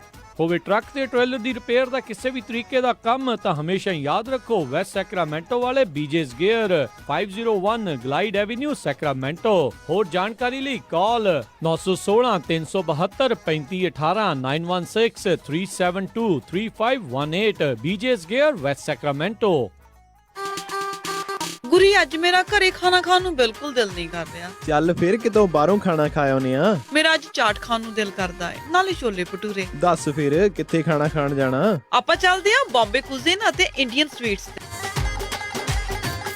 ਬੰਬੇ ਕੁਜ਼ੀਨ ਅਤੇ ਇੰਡੀਅਨ ਸਵੀਟਸ, ਜਿੱਥੇ ਕਿ ਤੁਸੀਂ ਵੈਜ ਨਾਨ ਵੈਜ ਖਾਣਾ ਵੀ ਖਾ ਸਕਦੇ ਹੋ, ਛੋਲੇ ਭਟੂਰੇ ਵੀ ਖਾ ਸਕਦੇ ਹੋ ਤੇ ਖਾ ਸਕਦੇ ਹੋ ਹਰ ਇੱਕ ਤਰ੍ਹਾਂ ਦੀ ਚਾਟ, ਅਤੇ ਵਿਆਹ ਸ਼ਾਦੀ ਵਾਸਤੇ ਭਾਜੀ ਵੀ ਬਣਾਉਂਦੇ ਹਨ। 50 ਬੰਦਿਆਂ ਦੇ ਬੈਠ ਕੇ ਖਾਣ ਦੀ ਜਗ੍ਹਾ ਵੀ ਹੈ ਅਤੇ ਫੂਡ ਨੂੰ ਟੂ ਗੋ ਵੀ ਕਰ ਸਕਦੇ ਹੋ। ਤੇ ਆਉਂਦੇ ਆਉਂਦੇ ਆਪਾਂ ਮੰਮੀ ਹੁਣਾਂ ਵਾਸਤੇ ਮਠਿਆਈਆਂ ਵੀ ਲੈ ਆਵਾਂਗੇ। ਬੰਬੇ ਕੁਜ਼ੀਨ ਅਤੇ ਇੰਡੀਅਨ ਸਵੀਟ 7452 ਫੁੱਟਹਿਲ ਬੁਲੇਵਾਰਡ ਰੋਜ਼ਵਿਲ, ਅਤੇ ਇਹਨਾਂ ਦੀ ਨਵੀਂ ਬ੍ਰਾਂਚ 1013 ਰੈਲੀਸ ਸਟਰੀਟ ਫਾਲਸਮ ਦੀ ਗ੍ਰੈਂਡ ਓਪਨਿੰਗ ਵੀ ਹੋ ਚੁੱਕੀ ਹੈ। ਵਧੇਰੇ ਜਾਣਕਾਰੀ ਲਈ ਗੱਲ ਕਰ ਸਕਦੇ ਹੋ 2482284580 248 228 4580, ਅਤੇ ਇਹਨਾਂ ਨੂੰ ਕਿਚਨ ਵਿੱਚ ਹੈਲਪਰ ਦੀ ਵੀ ਜ਼ਰੂਰਤ ਹੈ। ਚੱਲ ਫਿਰ ਚੱਲੀਏ Bombay cuisine and Indian sweets ਤੇ। ਤੁਸੀਂ ਸੁਣ ਰਹੇ ਹੋ Punjabi radio USA KOBO Yuba city 1450 AM KIID Sacramento 1470 AM KWRU Fresno 1300 AM KLHC Bakersfield 1350 AM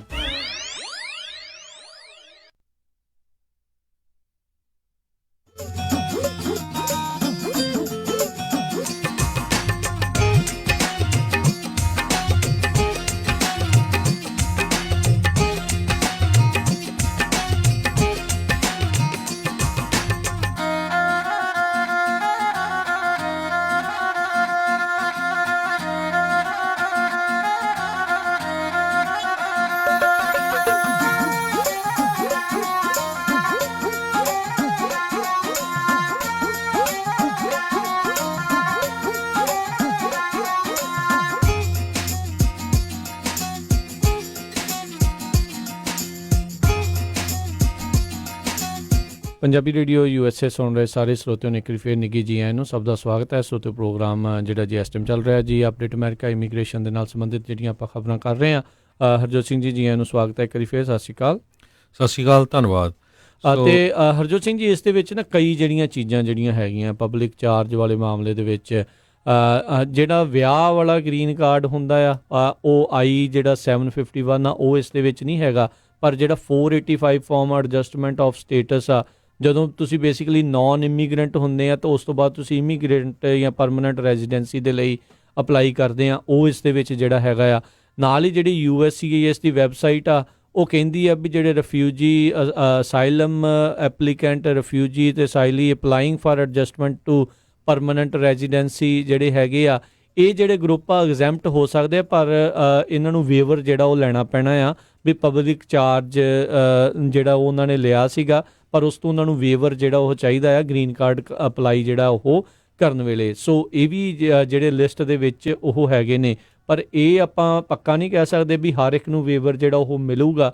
ਇਹ ਆਪੋ ਆਪਣੇ ਵਕੀਲ ਦੇ ਨਾਲ ਜ਼ਰੂਰ ਜਿਹੜਾ ਆ ਤੁਸੀਂ ਸੰਪਰਕ ਜਿਹੜਾ ਕਰੋ ਤਾਂ ਜੋ ਤੁਹਾਨੂੰ ਜਿਹੜਾ ਇਸ ਦੇ ਵਿੱਚ ਡੈਫੀਨੇਟਲੀ ਜਿਹੜਾ ਉਹ ਪਤਾ ਲੱਗ ਸਕੇ ਕੀ ਹੈਗਾ ਆ। ਤੇ ਫਾਈਨਲ ਰੂਲ ਦੇ ਤਹਿਤ ਕਿਹੜੇ ਜਿਹੜੇ ਹਰਜੋਤ ਸਿੰਘ ਜੀ ਪਬਲਿਕ ਚਾਰਜ ਹੈਗੇ ਆ, ਕਿਹੜੇ ਬੈਨੀਫਿਟ ਜਿਹੜੇ ਕੰਸੀਡਰ ਜਿਹੜੇ ਕੀਤੇ ਜਾ ਰਹੇ ਉਹ ਵੀ ਲੰਬੀ ਚੌੜੀ ਲਿਸਟ ਹੈਗੀ ਆ। ਬਿਲਕੁਲ। ਸੋ ਉਹਦੇ ਵਿੱਚ ਪਹਿਲਾਂ ਤਾਂ ਉਹਨਾਂ ਨੇ ਇਹ ਕਿਹਾ ਆ ਵੀ ਕੋਈ ਵੀ ਫੈਡਰਲ, ਸਟੇਟ, ਲੋਕਲ ਤੇ ਟਰਾਈਬਲ ਕੈਸ਼ ਅਸਿਸਟੈਂਸ ਜਿਹੜੀ ਤੁਸੀਂ ਲੈਣੇ ਹੈਗੇ ਆ, ਸਪਲੀਮੈਂਟਲ ਸਿਕਿਉਰਿਟੀ ਇਨਕਮ ਉਹਦੇ ਵਿੱਚ ਉਹਨਾਂ ਨੇ ਇਨਕਲੂਡ ਕੀਤੀ ਆ, temporary assistance for needy families programme ਦੇ ਅੰਡਰ ਜੇ ਤੁਸੀਂ ਕਿਸੇ ਤਰ੍ਹਾਂ ਦੀ ਹੈਲਪ ਲਈ ਆ, ਸਨੈਪ ਪ੍ਰੋਗਰਾਮ ਫੂਡ ਸਟੈਂਪਾਂ ਲਈਆਂ ਹੈਗੀਆਂ, ਸੈਕਸ਼ਨ 8 ਹਾਊਸਿੰਗ ਅਸਿਸਟੈਂਸ ਲਈ ਹੈਗੀ ਆ ਵਾਊਚਰ ਪ੍ਰੋਗਰਾਮ ਦੇ under, section 8 project based rental assistance ਲਈ ਹੈਗੀ ਆ, public housing under section 98 housing act, federally funded Medicaid, ਕੁਛ ਕੁ ਉਹਦੇ 'ਚ ਐਕਸਕਲੂਜ਼ਨ ਕੀਤੀਆਂ ਆ, ਪਰ ਇਹ ਸਾਰੀਆਂ ਜਿਹੜੀਆਂ ਚੀਜ਼ਾਂ ਆ ਉਹਨਾਂ ਨੇ ਪਬਲਿਕ ਬੈਨੀਫਿਟ ਦੇ ਵਿੱਚ ਲਈਆਂ ਹੈਗੀਆਂ ਆ। ਸੋ ਇਹ ਜਿਹੜਾ ਡਿਪੈਂਡ ਕਰੂਗਾ ਪਿਛਲੇ 12 ਮਹੀਨਿਆਂ ਦੇ 3 ਸਾਲਾਂ ਦੇ ਵਿੱਚ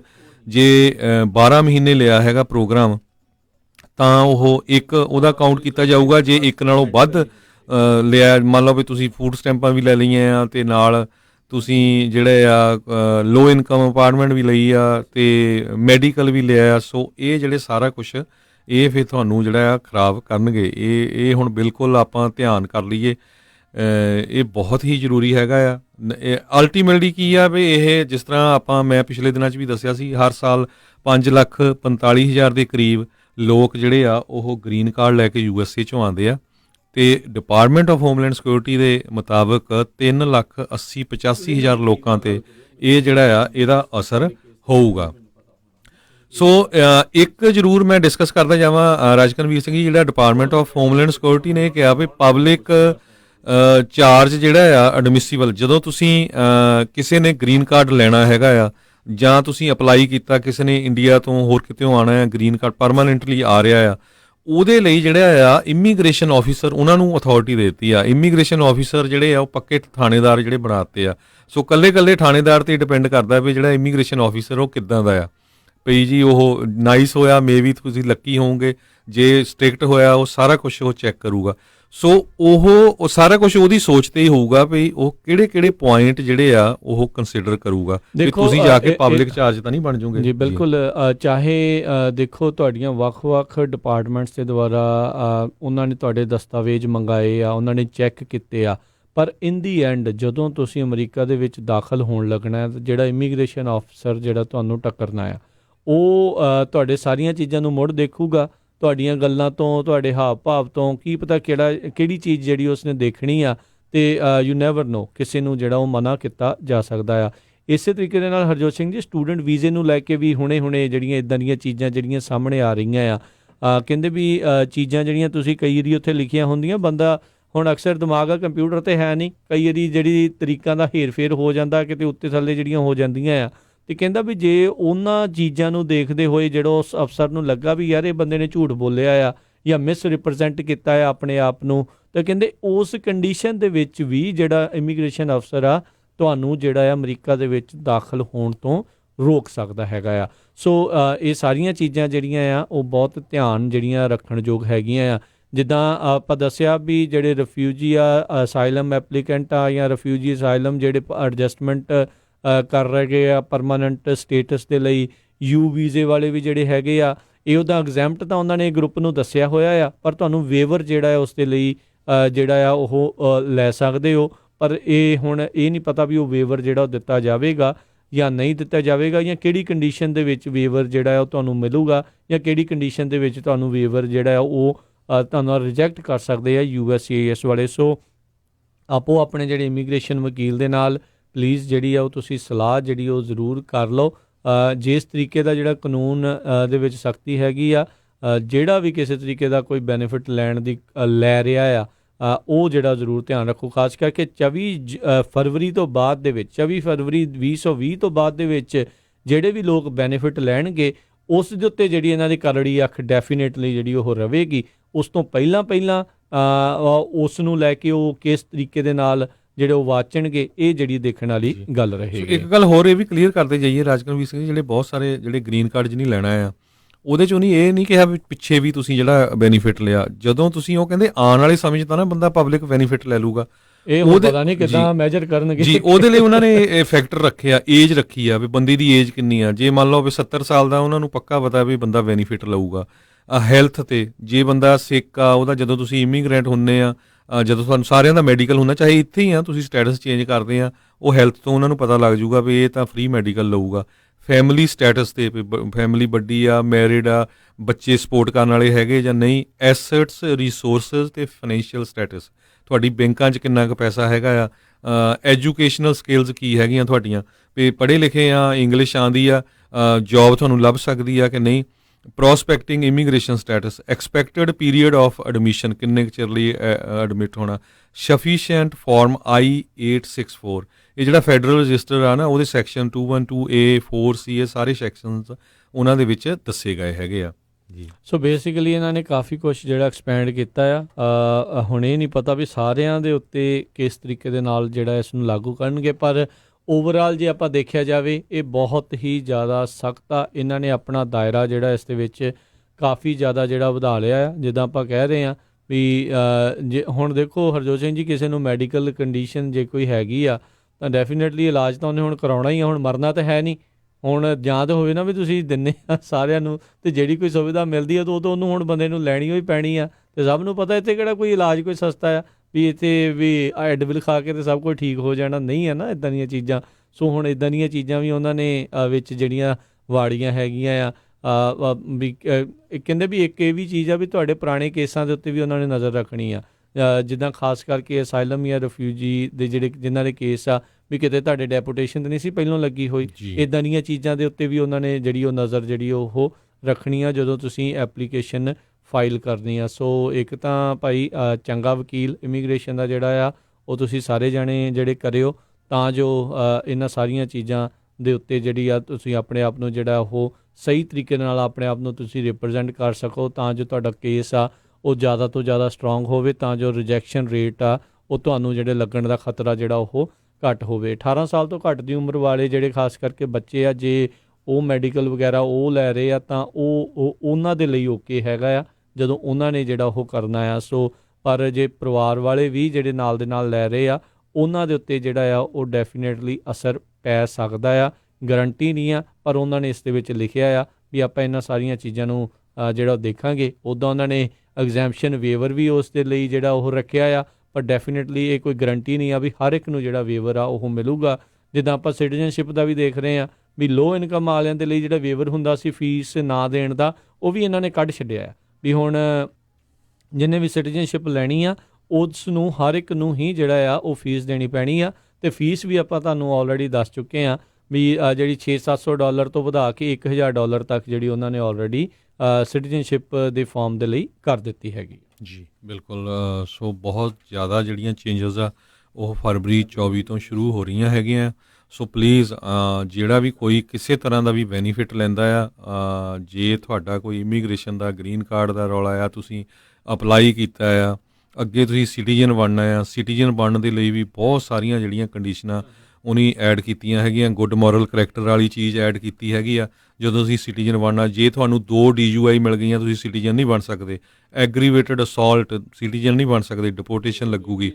ਸੋ ਮਾੜੀ ਮੋਟੀ ਵੀ ਜਿਹੜੀ ਗਲਤੀ, ਟੈਕਸ ਨਹੀਂ ਫਾਈਲ ਕਰਨਾ, ਆਪਾਂ ਵੀ ਕਿਉਂਕਿ ਇਹ ਜ਼ਰੂਰ ਗੁੱਸਾ ਨਾ ਕਰਿਓ ਕਿਉਂਕਿ ਆਪਾਂ ਇਹ ਕਹਿੰਦੇ ਆ ਵੀ ਆਪਣੀ ਕਮਿਊਨਿਟੀ, ਕਿਉਂਕਿ ਆਪਣਾ ਪੰਜਾਬੀਆਂ ਦਾ ਰੇਡੀਓ ਆ, ਸੋ ਆਪਣੀ ਕਮਿਊਨਿਟੀ ਹੀ ਸੁਣ ਰਹੀ ਆ ਇਹਨੂੰ, ਆਪਣੇ ਸਪੈਨਿਸ਼ ਤਾਂ ਨਹੀਂ ਸੁਣ ਰਿਹਾ, ਰਾਈਟ। ਸੋ ਸਾਰੀਆਂ ਕਮਿਊਨਿਟੀਆਂ 'ਚ ਹੁੰਦਾ ਆ। ਸੋ ਆਪਾਂ ਆਪਣੀ ਕਮਿਊਨਿਟੀ ਨੂੰ ਸੰਬੋਧਨ ਕਰਕੇ ਕਰ ਰਹੇ ਹੈਗੇ ਆ।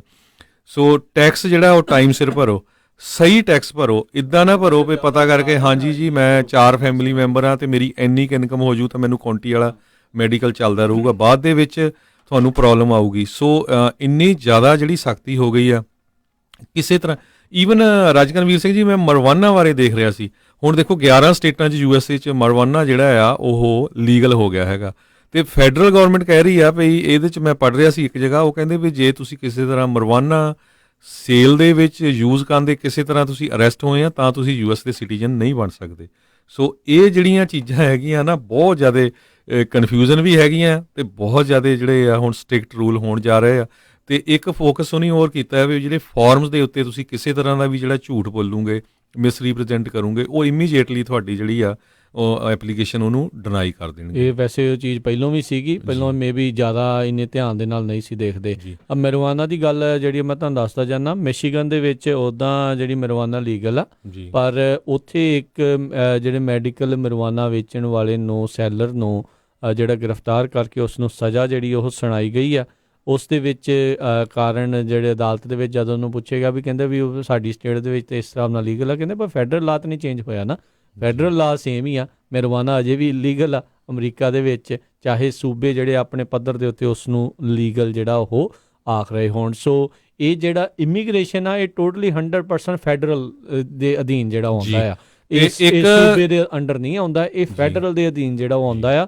ਸੋ ਫੈਡਰਲ ਵਾਲੇ ਜੇ ਕਹਿ ਰਹੇ ਆ ਵੀ ਆਸ ਚੀਜ਼ ਦੇ ਵਿੱਚ ਸਾਨੂੰ ਲੱਗਦਾ ਹੈ ਵੀ ਤੁਸੀਂ ਸਾਡੇ 'ਤੇ ਭਾਰ ਬਣਨਾ ਹੈ, ਤੁਹਾਨੂੰ ਜਿਹੜਾ ਰੋਕਿਆ ਜਾ ਸਕਦਾ ਆ, ਤਾਂ ਡੈਫੀਨੇਟਲੀ ਅਦਾਲਤ ਦਾ ਜੇ ਸਹਾਰਾ ਲੈ ਸਕਦੇ ਆ ਤਾਂ ਉਹ ਤੁਸੀਂ ਜ਼ਰੂਰ ਲੈ ਸਕਦੇ ਆ। ਡੈਫੀਨੇਟਲੀ ਜੇ ਰਾਹ ਹੈਗਾ ਤਾਂ ਲਓ, ਪਰ ਅਦਰਵਾਈਜ਼ ਤੁਸੀਂ ਪਹਿਲਾਂ ਹੀ ਆਪਣਾ ਜਿਹੜਾ ਉਸ ਹਿਸਾਬ ਦੇ ਨਾਲ ਐਪਲੀਕੇਸ਼ਨ ਜਿਹੜੀ ਉਹ ਤੁਸੀਂ ਕਰੋ ਤਾਂ ਜੋ ਰਿਜੈਕਸ਼ਨ ਦੇ ਜਿਹੜੇ ਰੇਟ ਆ ਤੁਹਾਡੇ ਉਹ ਘੱਟ ਹੋਣ। ਚੰਗੇ ਇਮੀਗ੍ਰੇਸ਼ਨ ਦੇ ਵਕੀਲ ਦੇ ਕੋਲੋਂ ਤੁਸੀਂ ਵਧੀਆ ਜਿਹੜੀ ਉਹ ਸਲਾਹ ਉਸ ਦੇ ਕੋਲੋਂ ਲੈ ਕੇ ਉਸ ਹਿਸਾਬ ਦੇ ਨਾਲ ਆਪਣੀ ਐਪਲੀਕੇਸ਼ਨ ਤੁਸੀਂ ਭਰੋ। ਜੀ ਸੋ ਬਿਲਕੁਲ। ਇੱਕ ਚੀਜ਼ ਹੋਰ ਐਡ ਕੀਤੀ ਗਈ ਆ ਰਾਜਕਨਵੀਰ ਸਿੰਘ ਜੀ, ਕਹਿੰਦੇ ਵੀ ਜਿੰਨੇ ਵੀ ਗਵਰਨਮੈਂਟ ਏਜੰਸੀਜ਼ ਆ ਉਹਨਾਂ ਨੂੰ ਸਾਰਿਆਂ ਨੂੰ ਉਹਨਾਂ ਨੇ ਕਨੈਕਟ ਕਰਨਾ ਇਮੀਗ੍ਰੇਸ਼ਨ ਨਾਲ। IRS ਹੋ ਗਿਆ, ਜਿਹੜੀ ਹੈਲਥ ਸਰਵਿਸਿਜ਼ ਡਿਪਾਰਟਮੈਂਟ ਆ, ਤਾਂ ਕਿ ਉਹ ਜਿਹੜਾ ਡਾਟਾ ਆ ਸਾਰਾ ਕਲੈਕਟ ਕਰ ਸਕਣ। ਮੇਬੀ ਬੈਂਕਸ ਵੀ ਹੋਣ, ਕਿਉਂਕਿ ਜਿਹੜਾ ਉਹ ਨਹੀਂ ਕਿਹਾ ਵੀ ਬੈਂਕ ਫਰਾਡ ਜਿਹੜਾ ਆ ਉਹ ਵੀ ਇਨਕਲੂਡ ਹੋਊਗਾ। ਨਹੀਂ, ਬੈਂਕ So- ਦਾ ਇਨਫੋਰਮੇਸ਼ਨ ਇੰਟਰਨਲ ਇਨਫੋਰਮੇਸ਼ਨ ਤਾਂ ਨਹੀਂ ਵੈਸੇ ਜੀ। ਜਿਹੜੀ ਉਹ ਸਾਂਝੀ ਸੋ ਕੀਤੀ ਜਾ ਸਕਦੀ। ਇਹ ਜਿਹੜਾ ਹੁਣ ਮੇਰੇ ਕੋਲ ਰਾਈਟ ਵੇ ਇੱਥੇ ਸਾਹਮਣੇ ਨਹੀਂ, ਪਰ ਮੈਂ ਪੜ੍ਹ ਰਿਹਾ ਸੀ ਉਹਦੇ 'ਚ ਉਹਨੇ ਕਿਹਾ ਵੀ ਜਿੰਨੀਆਂ ਵੀ ਗਵਰਨਮੈਂਟ ਏਜੰਸੀਜ਼ ਆ ਉਹ ਇੰਟਰਕਨੈਕਟ ਕੀਤੀਆਂ ਜਾਣਗੀਆਂ।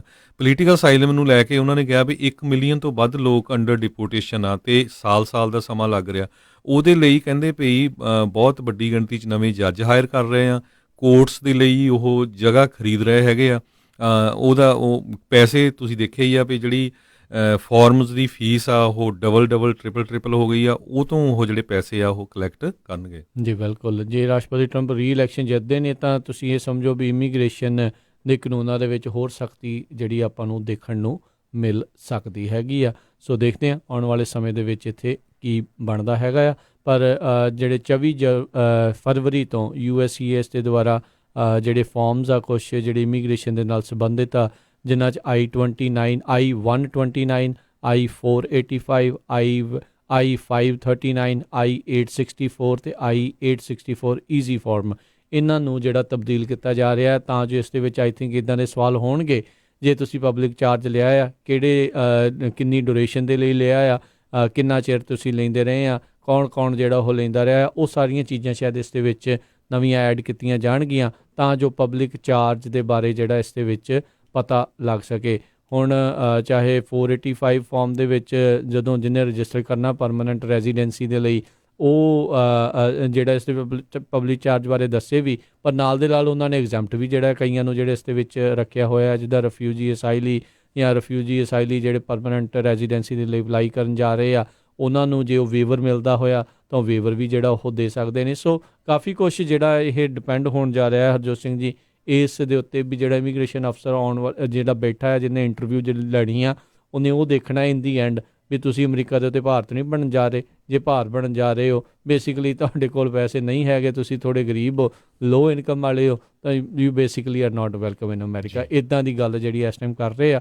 ਸੋ ਸ਼ਰੇਆਮ ਗਰੀਬਾਂ ਦੇ ਨਾਲ ਜਿਹੜਾ ਧੱਕੇ ਕਰਨ ਵਾਲੀ ਜਿਹੜੀ ਗੱਲ ਹੈ ਇਸ ਟਾਈਮ ਜਿਹੜੀ ਉਹ ਚੱਲ ਰਹੀ ਆ, ਇਹਦੇ ਵਿੱਚ ਮੁੱਖ ਕਾਰਨ ਇਹਨਾਂ ਦੇ ਨਾਲ ਧੱਕੇ ਹੋਣ ਦਾ ਉਹ ਲੋਕ ਨੇ ਜਿਨ੍ਹਾਂ ਨੂੰ ਜ਼ਰੂਰਤ ਨਹੀਂ ਸੀ ਤੇ ਉਹਨਾਂ ਨੇ ਇਸ ਸਿਸਟਮ ਨੂੰ ਪੂਰੀ ਤਰ੍ਹਾਂ ਜਿਹੜਾ ਉਹ ਨਿਚੋੜਿਆ ਹੈਗਾ ਆ। ਸੋ ਬਿਲਕੁਲ, ਜਿਹੜੀ ਡਿਪਾਰਟਮੈਂਟ ਆਫ ਜਸਟਿਸ ਦੀ ਇੱਕ ਬ੍ਰਾਂਚ ਹੈਗੀ ਆ executive office for immigration review, ਉਹ ਕਹਿੰਦੇ ਵੀ ਰੀਅਲ ਸਟੇਟ ਬਾਈ ਕਰ ਰਹੀ ਆ ਨਿਊ ਕੋਰਟਸ ਦੇ ਲਈ ਆਨਲਾਈਨ ਫਾਈਲਿੰਗ ਸਿਸਟਮ ਕ੍ਰੀਏਟ ਕਰ ਰਹੀ ਹੈਗੀ, ਸਟ੍ਰੀਮਲਾਈਨਿੰਗ ਟ੍ਰੇਨਿੰਗ ਤੇ ਹਾਇਰਿੰਗ ਜੱਜਸ।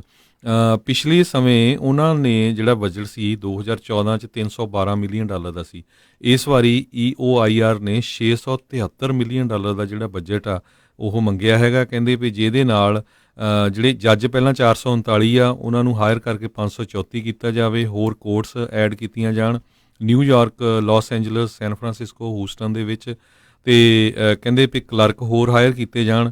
100 ਤੋਂ ਵੱਧ ਸਪੈਨਿਸ਼ ਤੇ ਚਾਈਨੀਜ਼ ਇੰਟਰਪ੍ਰੀਟਰ ਜਿਹੜੇ ਆ ਉਹ ਫੈਡਰਲ ਗਵਰਨਮੈਂਟ ਹੋਰ ਹਾਇਰ ਕਰਨ ਜਾ ਰਹੀ ਆ ਤਾਂ ਕਿ ਜਿਹੜੇ ਕਹਿੰਦੇ ਜਲਦੀ ਤੋਂ ਜਲਦੀ ਜਿਹੜੀ ਆ ਡਿਪੋਰਟੇਸ਼ਨ ਜਿਹੜੇ 1 ਮਿਲੀਅਨ ਲੋਕਾਂ ਦੀ ਆ ਉਹਨਾਂ ਨੂੰ ਕਲੀਅਰ ਕੀਤਾ ਜਾ ਸਕੇ। ਜੀ, ਤੇ ਇੱਥੇ ਜਿਹੜਾ ਸਾਡਾ ਅੱਜ ਦਾ ਪ੍ਰੋਗਰਾਮ ਆ ਉਹ ਹੁਣ ਸਮਾਪਤ ਆ। ਮਿਲਾਂਗੇ ਆਪਾਂ ਆਪਣੇ ਸਾਰੇ ਸਰੋਤਿਆਂ ਨੂੰ ਜਿਹੜਾ ਜੀ ਅਗਲੀ ਵਾਰ। ਉਦੋਂ ਤੱਕ ਲਈ ਸਾਡੇ ਵੱਲੋਂ ਤੁਹਾਨੂੰ ਸਾਰਿਆਂ ਨੂੰ ਪਿਆਰ ਸਤਿਕਾਰ ਸਹਿਤ ਸਤਿ ਸ੍ਰੀ ਅਕਾਲ। ਜਿਉਂਦੇ ਵਾਸਤੇ ਰਹੋ, ਹੱਸਦੇ ਖੇਡਦੇ ਰਹੋ, ਸੁਣਦੇ ਰਹੋ ਪੰਜਾਬੀ ਰੇਡੀਓ USA।